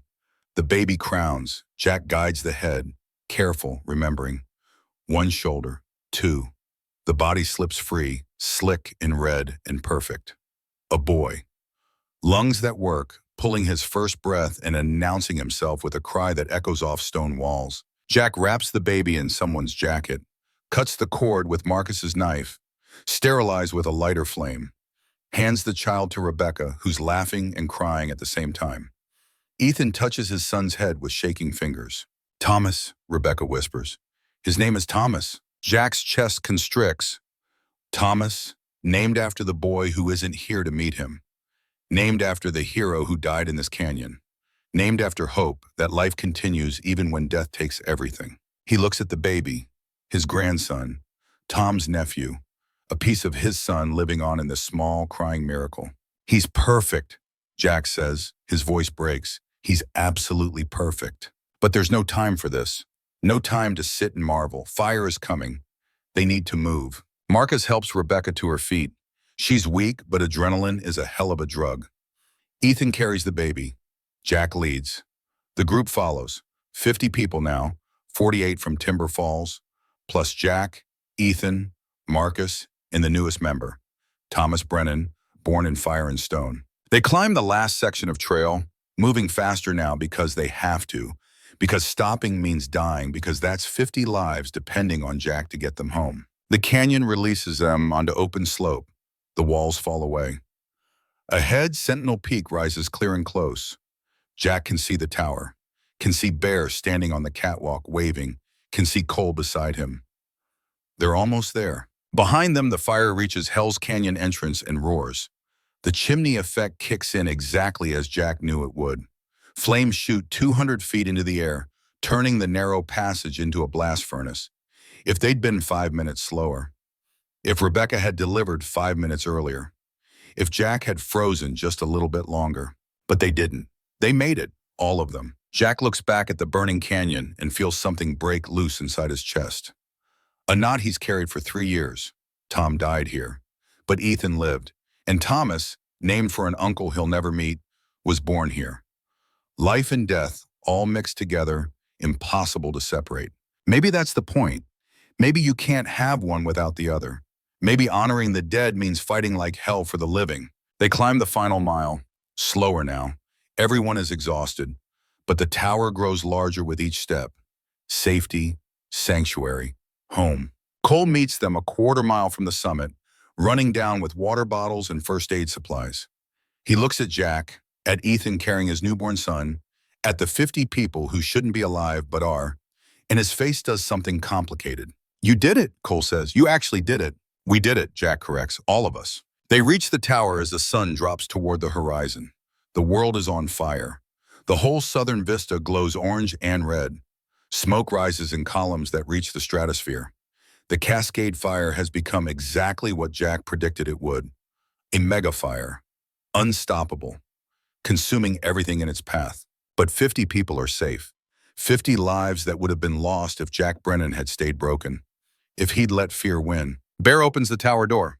"Welcome back." They file inside, down into the lava tube where it's cool and dark and the fire can't reach them. The space is cramped with 50 bodies, but no one complains. They're alive. That's enough. Jack does a head count. 48 from Timber Falls. Marcus, Ethan, Rebecca, baby Thomas, Bear, Cole, himself. 55 total. More than the tube was designed for, but they'll make it work. He moves through the crowd, checking injuries. Minor burns, smoke inhalation, dehydration, nothing life-threatening. The nurse and the veterinarian set up a makeshift medical station. Someone passes around water from the spring that never runs dry. Children huddle with parents. Old folks rest against stone walls worn smooth by time. Rebecca lies on blankets with Thomas in her arms. Ethan sits beside them, one hand on his wife's shoulder, the other resting on his son's tiny chest, feeling the heartbeat that proves miracles still happen. Jack kneels beside them. "How you doing?" "Tired, sore, alive." Rebecca smiles. "Your grandson is hungry." Ethan looks at Jack. "Thank you for everything, for delivering him, for getting us here, for being the man I'd forgotten you could be." "I'm sorry," Jack says, "for the last 3 years, for shutting down, for running away, for making you feel like you lost both parents when you only lost one." "You didn't run away," Ethan says. "You just needed time to remember how to fight, and when it mattered, you fought. You saved all of us." Baby Thomas makes a small sound. Jack reaches out, touches one tiny hand. The fingers wrap around his thumb, gripping with surprising strength. This boy will never know his uncle, will never hear Tom's laugh or learn to tie knots from the man who taught Jack. But he'll know the stories. He'll know that Thomas Brennan was a hero, and maybe, if Jack lives long enough, he'll know that heroes aren't fearless. They're just people who keep moving even when every part of them wants to stop. Marcus appears. Fire has reached the clearing. We're surrounded. Jack climbs back up to the tower's main level. Through the windows, the world is flame. Trees torch like matches. The heat is visible, waves of it distorting the air. The fire front approaches from 3 directions, a wall of orange and red that should consume everything in its path. But something strange is happening. Cole stands at the western window watching. Jack joins him. They both see it at the same time. The flames, when they reach the cleared perimeter around the tower, don't advance in a straight line. They bend, curve, flow around the tower's position like water around a stone. "That's not possible," Cole says. "Fire doesn't just go around a target, not with winds like this." Bear climbs up from the lava tube. He moves to the window, watches the flames dance and twist, and nods as if he's been expecting this all along. "The breathing stone," he says quietly. "My grandfather told me. When the lava tube was formed 10,000 years ago, it created something unique. The underground spring feeds cool air up through cracks in the stone. During fire, the temperature difference creates a pressure differential. The hot air from the fire rises. The cold air from below pushes out. It's like the mountain is exhaling." Marcus has joined them now, watching with the analytical eye of a man trained to understand disasters. A thermal barrier, Jesus. The cooler air creates a low-pressure zone. The fire literally bends around it because the physics won't let it advance directly. Science, Bear says, but also something older. The Warm Springs people built their sacred sites here for a reason. They understood what the land could do. This tower, this rock, this place, it protects those who protect it. They watch through the night as the fire rages around them. Flames climb to heights that should be impossible. Heat that should melt steel. But the tower stands cool. The air inside remains breathable. And slowly, person by person, the others climb up from the lava tube to witness the impossible. Children press their face to the glass. Adults stand in silent awe. This thing they're seeing, this bending of natural law, this miracle or science or ancient wisdom made manifest, changes something in all of them. They came here expecting to die. Instead, they're watching the mountain breathe. Jack stands with Ethan, his son's arm around his shoulders, watching fire paint the night in shades of orange and gold. "We shouldn't be alive," Ethan says. "By every law of physics and fire behavior, we should have burned. But we didn't. No, we didn't." Ethan turns to look at his father. Tom would have loved this, seeing the science and the spirit work together. He always said the best firefighters were the ones who respected both. Jack nods. His throat is too tight for words. Tom should be here, should be holding his nephew, should be explaining to everyone how thermal dynamics and pressure differentials create natural fire breaks. Should be alive. But he's not. And wishing won't change that. All Jack can do is stand here with the son he still has, in the tower that saved them all, and be grateful for the miracle of breath and heartbeat in one more day. The fire burns through the night. By dawn, it has exhausted the fuel around them and moved on, leaving a landscape of ash and charred stumps. But the tower stands. The people inside are safe. And as the sun rises through smoke that's finally beginning to clear, Jack Brennan allows himself to believe something he hasn't believed in 3 years. He's going to be okay, not today, maybe not tomorrow, but eventually. Helicopter rotors break the dawn silence. Rescue birds, finally able to land now that the immediate danger has passed. They'll evacuate the wounded first. Rebecca and Thomas, the elderly, the children. It'll take multiple trips to get everyone out. Jack watches the first helicopter lift off with Rebecca and the baby inside. Ethan waves from the open door. He's smiling, exhausted and filthy and traumatized, but smiling. His son is safe. His father came through. Everything else can be figured out later. Bear stands beside Jack on the catwalk. "You did good work. We got lucky. Luck had nothing to do with it. You faced the thing you were most afraid of, and you walked through it. That's not luck. That's courage." Or stubbornness. Same thing when you're a Brennan. The second helicopter arrives. More evacuations. Marcus coordinates, checking names against his list, making sure no one gets left behind. The sun climbs higher. The smoke begins to clear. And slowly, person by person, the tower empties until only Jack and Bear and Cole remain. Cole is the last scheduled for pickup. He shakes Jack's hand. "I'm going back. To firefighting, to doing the work, because of you. Don't go back because of me. Go back because you're not done yet. Because those 2 people who died don't want you to waste the life you still have. Because being afraid is normal, but letting fear win is a choice." Cole nods, climbs into the helicopter, lifts away. Jack and Bear stand alone on the summit of Sentinel Peak, surrounded by a burned world that will heal given time.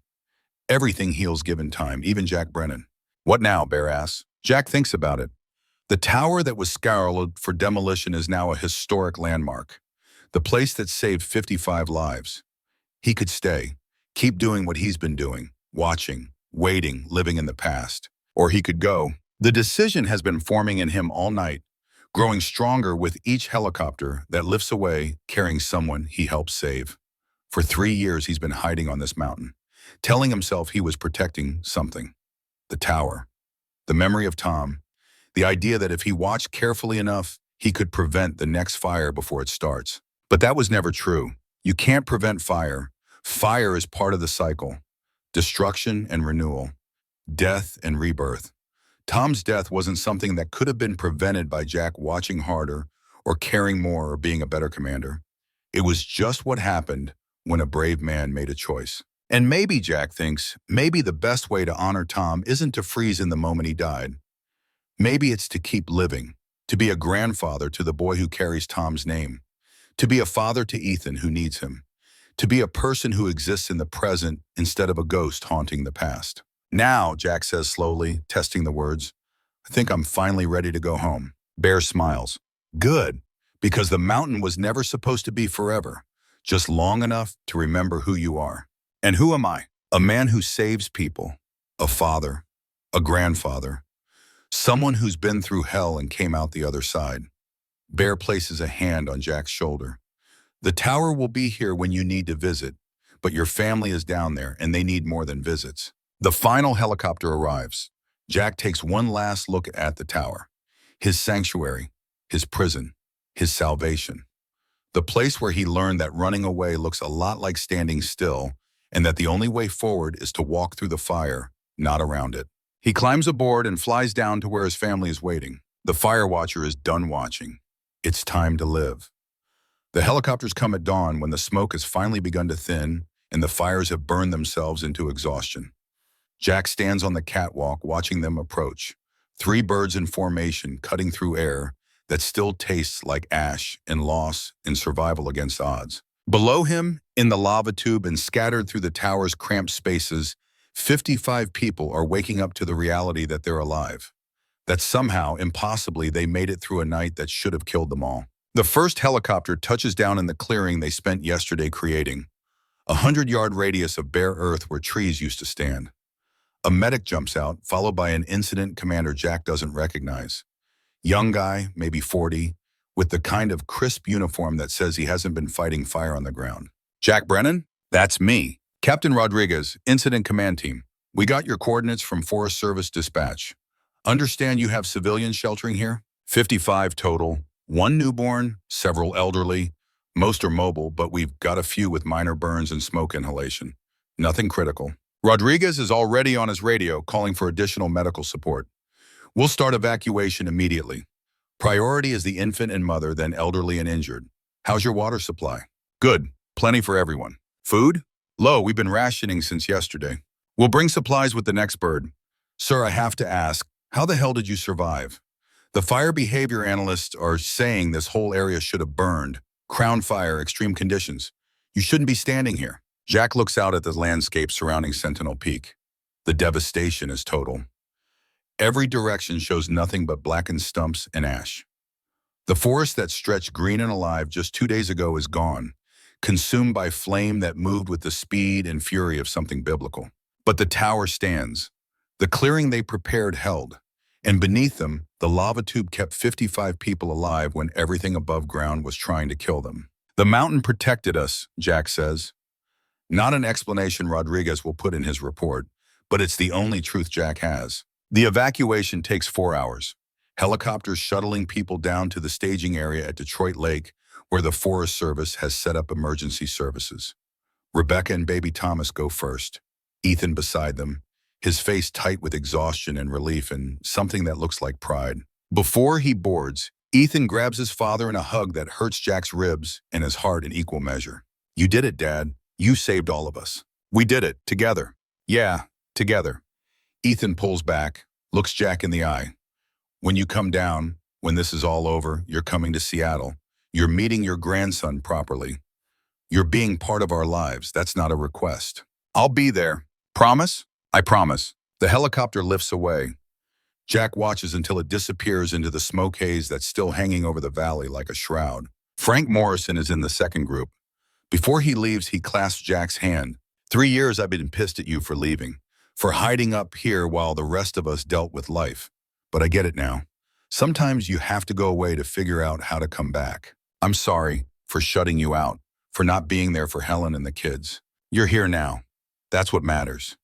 And Jack, that speech Ethan gave about Tom, about grief, that boy learned that from you. Whether you know it or not, you've been teaching him all along. By noon, only Jack, Cole, and Bear remain. The 3 of them stand on the summit looking at what the fire left behind. It's a moonscape, lifeless, still smoking in places where roots burn underground. The smell is overwhelming, char and chemicals, and the peculiar scent of burned earth. Nature will reclaim it, Bear says. 5 years, you'll see green shoots. 10 years, young trees. 50 years of forest again, the land remembers how to heal. What about the people, Cole asks. How long before they heal? Depends on the person. Some never do. Some use it as an excuse to become someone new. Bear looks at Jack. The question is, which one are you? Jack doesn't have an answer yet, but he knows he's not the same man who climbed this mountain 3 years ago to hide from grief. That Jack Brennan died somewhere between Hell's Canyon and baby Thomas being born. The man standing here now is someone different. Someone who learned that running doesn't solve anything. That eventually you have to turn and face the things that scare you. The final helicopter arrives late afternoon to collect them.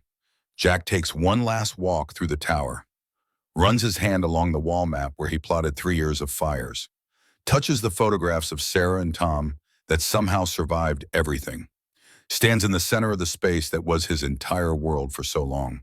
You ready? Cole asks from the doorway. Yeah, I think I am. They lock the tower behind them. Not goodbye. Just see you later. The structure earned historic protection after saving 55 lives. It'll be preserved, maybe turned into the education center the Forest Service proposed. A place where people can learn about fire and survival and the thin line between the two.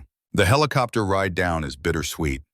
Jack watches Sentinel Peak recede, the tower getting smaller until it's just a speck on top of a scarred mountain. He spent 3 years there learning how to be alone. Now he has to learn how to be with people again. They touch down at the staging area to control chaos. Emergency crews, displaced families, media with cameras capturing disaster for the evening news. Jack tries to avoid the reporters, but Rodriguez intercepts him, accompanied by a woman in a suit who introduces herself as Regional Forest Service Director. Mr. Brennan, the preliminary reports are remarkable. You saved 55 civilians using defensive tactics and knowledge of terrain.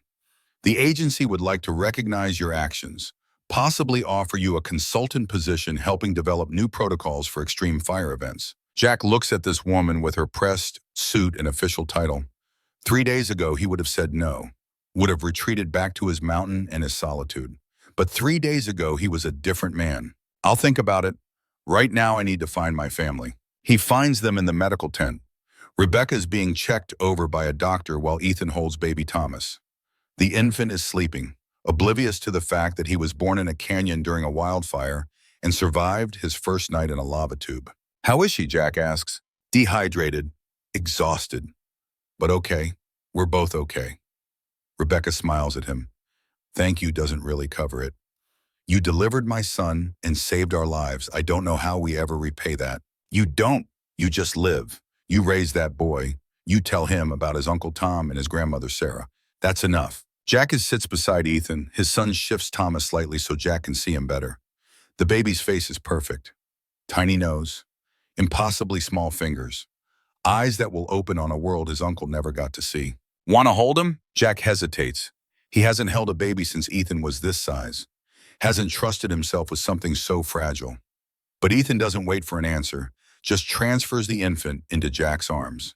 The weight is nothing and everything.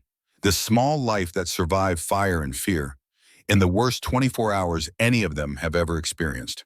This boy who carries Tom's name and Sarah's genes in the future of a family that almost ended. Jack's eyes burn, not from smoke this time, just the overwhelming weight of what he's holding, what he almost lost, what he's been given another chance to be part of. Hey, Thomas, he whispers. I'm your grandpa. I know we just met, but I'm going to stick around this time. I'm going to watch you grow up. I'm going to tell you stories about your uncle who was a hero and your grandmother who was the strongest person I ever knew. And I'm going to try really hard not to screw this up. The baby makes a small sound, not quite awake, not quite asleep, just existing in that space between, where everything is new and nothing is hurt yet. Ethan's voice is thick. He looks like Tom, around the eyes. Do you see it? Jack does. Or maybe he just wants to. Either way, it's enough. They stay at the staging area for 2 days while the incident command team processes survivors and coordinates recovery efforts. The news coverage is intense. The Cascade Fire burned 90,000 acres, destroyed 200 homes, forced 10,000 people to evacuate. 3 firefighters died in a vehicle accident during deployment. The teenage boys who started it with their fireworks are facing federal charges. But 55 people survived impossible odds at Sentinel Peak. That's the story everyone wants to tell. Jack does one interview, reluctantly, because Rodriguez asks and because maybe it'll help some other fire lookout make better decisions in the future. The reporter asks the obvious question, what made you decide to defend the tower instead of evacuating? There was nowhere to evacuate to. The fire was everywhere. The tower was the highest defensible position, and underneath it we had the lava tube. Natural fire break created 10,000 years ago by volcanic activity, plus 3 years of preparation, even if I didn't know what I was preparing for. Were you scared? Jack thinks about that. Was he scared? Terrified is more accurate, but fear isn't the story here. I was focused. When you're responsible for 55 lives, you don't have time to be scared. You just do the next thing that needs doing, and then the next thing, and you hope it's enough. Your son was there. Your daughter-in-law gave birth during the evacuation. That must have added pressure. It added motivation. I wasn't going to let my grandson's first day on Earth be his last. None of us were. The interview runs on the evening news. Jack watches it in the medical tent where they're staying, sees himself on screen, looking older and more tired than he remembers, sees the burned landscape behind him, hears his own voice talking about survival and preparation and luck. Ethan watches beside him. You looked good, sounded good, like the dad I remember from before. Before I fell apart, you mean? Before life fell apart, there's a difference. Maybe there is. Jack's learning that the hard way. On the third day, they're cleared to leave. Ethan's car made it through the fire somehow, parked at the base of the mountain far enough from the burn zone. They drive towards Seattle in a convoy with Marcus and Frank and a dozen others from Timber Falls who are heading north to stay with relatives. The drive takes 5 hours. Jack watches the landscape change from burn to green as they leave the fire area behind. It's jarring. The world outside the disaster zone just continuing like nothing happened. People going to work, kids playing in yards. Life proceeding normally while behind them, thousands are dealing with loss and trauma and the long road to recovery. Seattle appears through rain that feels like a blessing after so many days of smoke and dry heat. Ethan and Rebecca live in Ballard, a neighborhood of craftsman houses and coffee shops and young families with strollers. Their house is small but well kept, a blue 2-story with a garden that Rebecca tends and a garage Ethan's converted into a workshop. Tom helped me set this up, Ethan says, showing Jack the tools and workbench. He was always better with his hands than I was. Said I needed a place to work or I'd go crazy sitting at a computer all day. Jack runs his hand along the workbench. He can picture Tom here, laughing, teaching Ethan how to use a table saw or square a corner. The image hurts, but not as much as it used to. Grief is strange that way. It doesn't leave. It just becomes something you can carry instead of something that carries you. They settle into a routine. Jack sleeps in the guest room, wakes early out of habit even though there's no tower to check, no fires to monitor. He helps with Thomas, changing diapers and learning how to swaddle and walking the baby when he fusses at 3 a.m. It's terrifying and beautiful, and he can't believe he almost missed this. Ethan goes back to work after 2 weeks, remote from home while Rebecca recovers. Jack finds himself becoming the daytime parent, the one Thomas sees most, the hands that hold him while Rebecca naps or showers or just breathes. One morning while feeding Thomas a bottle, Jack's phone rings. Bear, how's the city treating you? It's loud and crowded, but I'm managing. How's the mountain? Healing. Slowly. I've been checking on the tower. She's still standing. You should come visit. I will, soon. That's what you said last time we talked. And the time before that. Jack, you don't have to hide from the mountain any more than you had to hide on it. That place is part of you. It always will be. Bear's right. Jack knows it. But going back feels complicated. Like it might undo all the progress he's made learning to be present here. I'm needed here with Ethan, with Thomas. And they'll still need you after you visit. The mountain isn't asking you to live there again. Just to remember it exists. To say thank you. To close that chapter properly. After hanging up, Jack sits with Thomas and thinks about chapters and closure and what it means to move forward without erasing where you've been. 2 months after the fire, Timber Falls holds a memorial service. Jack drives down with Ethan and Rebecca. The town is different. Half of it gone, burned to foundations. The other half standing like broken teeth in a smile. Rebuilding has started, but it's slow. Insurance battles, permit issues, people who lost everything trying to figure out if they have the strength to start over. The service is held in the parking lot of what used to be the town hall. A stage has been constructed, Folding chairs for 300. More people than that show up. Standing room only, media cameras in the back. Marcus gives a speech about resilience and community. Frank talks about the people who were lost, including an elderly couple who refused to evacuate and died in their home. The 3 firefighters killed in the vehicle accident are honored with a moment of silence that stretches so long Jack can hear his own heartbeat. Then they call Jack to the stage. He didn't prepare anything, didn't know what to say to a town that half blames him for overreacting and half credits him with saving their lives. But he stands at the microphone and speaks from somewhere deeper than thought. 3 years ago, I lost my wife and my son in the same summer, and I dealt with it by running away. I climbed a mountain and I hid in a tower and I told myself I was doing something useful, watching for fires, protecting the forest. Really, I was just protecting myself from having to feel anything. He pauses, looks out at the crowd, sees faces he knows, Frank and Helen, Marcus, Pauline Chen who called him crazy, the teenagers who started the fire, sitting with their families, looking like they've aged 10 years in 2 months. But fire has a way of burning through bullshit, of showing you what actually matters. And what matters is people, family, community, the connections we make even when they're hard, especially when they're hard. This town lost a lot. Homes, businesses, trees that stood for 300 years. But it didn't lose everything. It didn't lose the people who make it a town instead of just a spot on a map.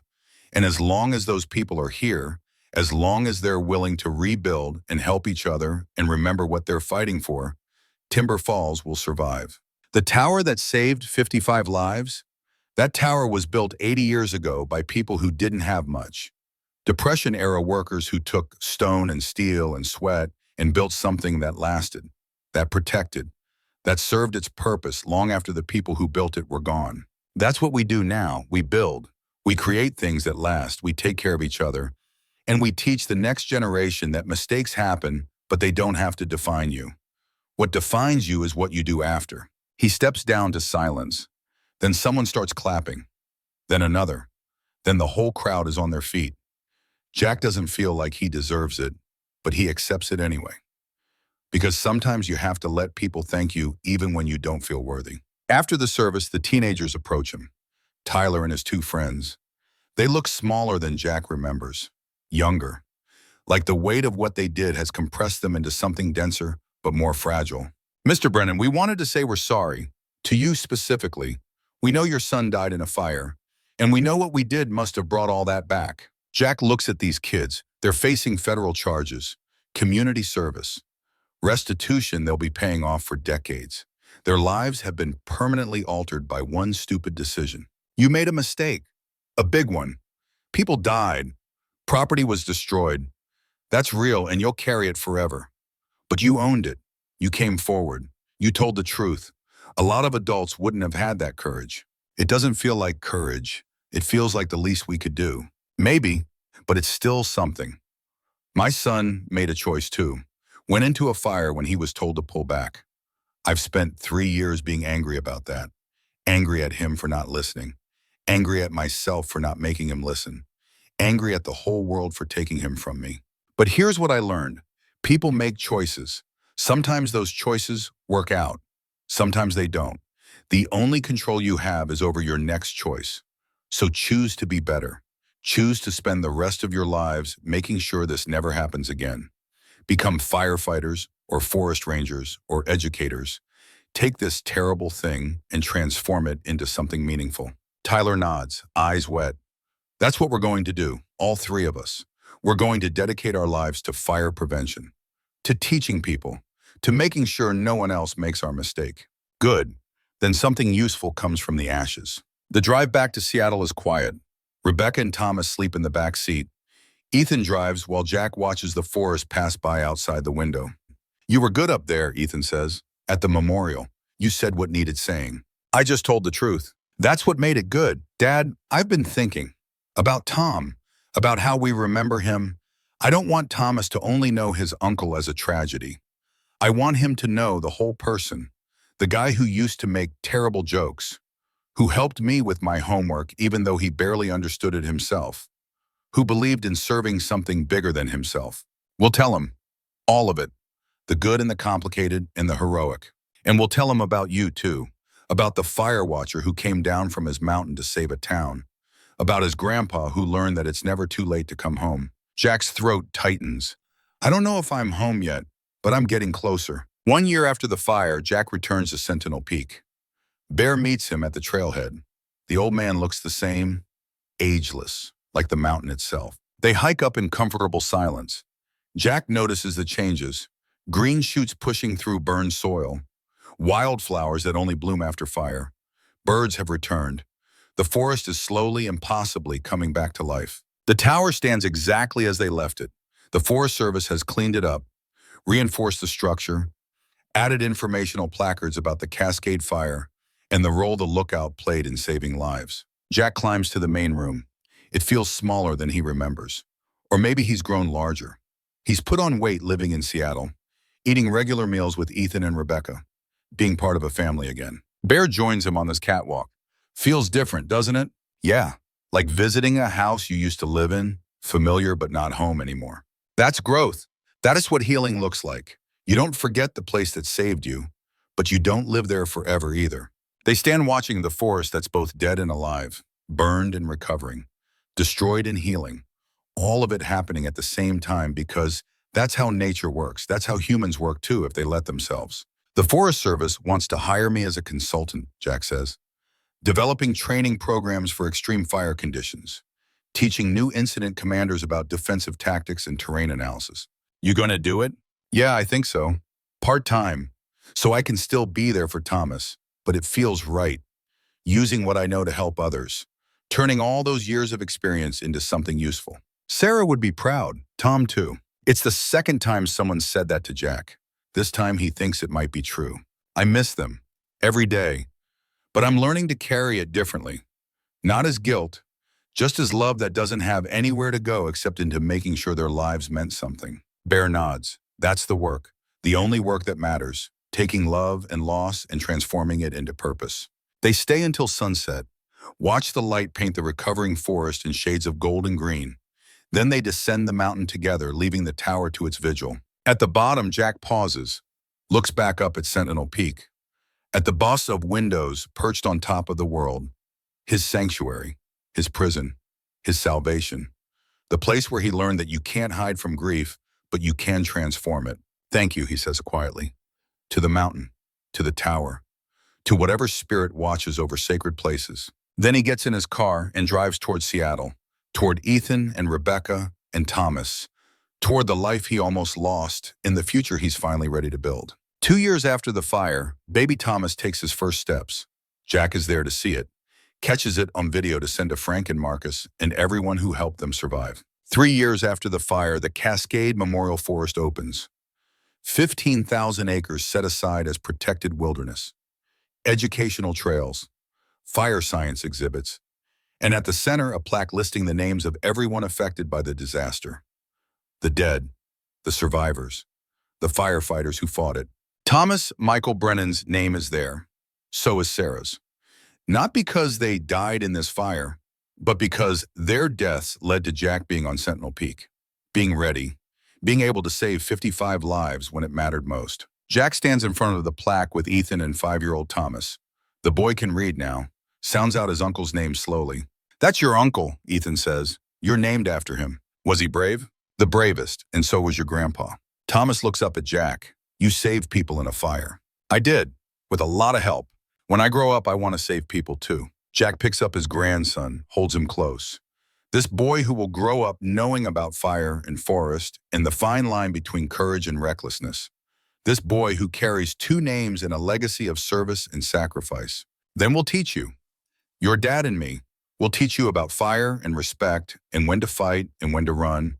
And we'll teach you that being brave isn't about not being scared. It's about doing what needs doing even when you're terrified. Like you did, like we all did, together. They walk the memorial trail as the sun sets.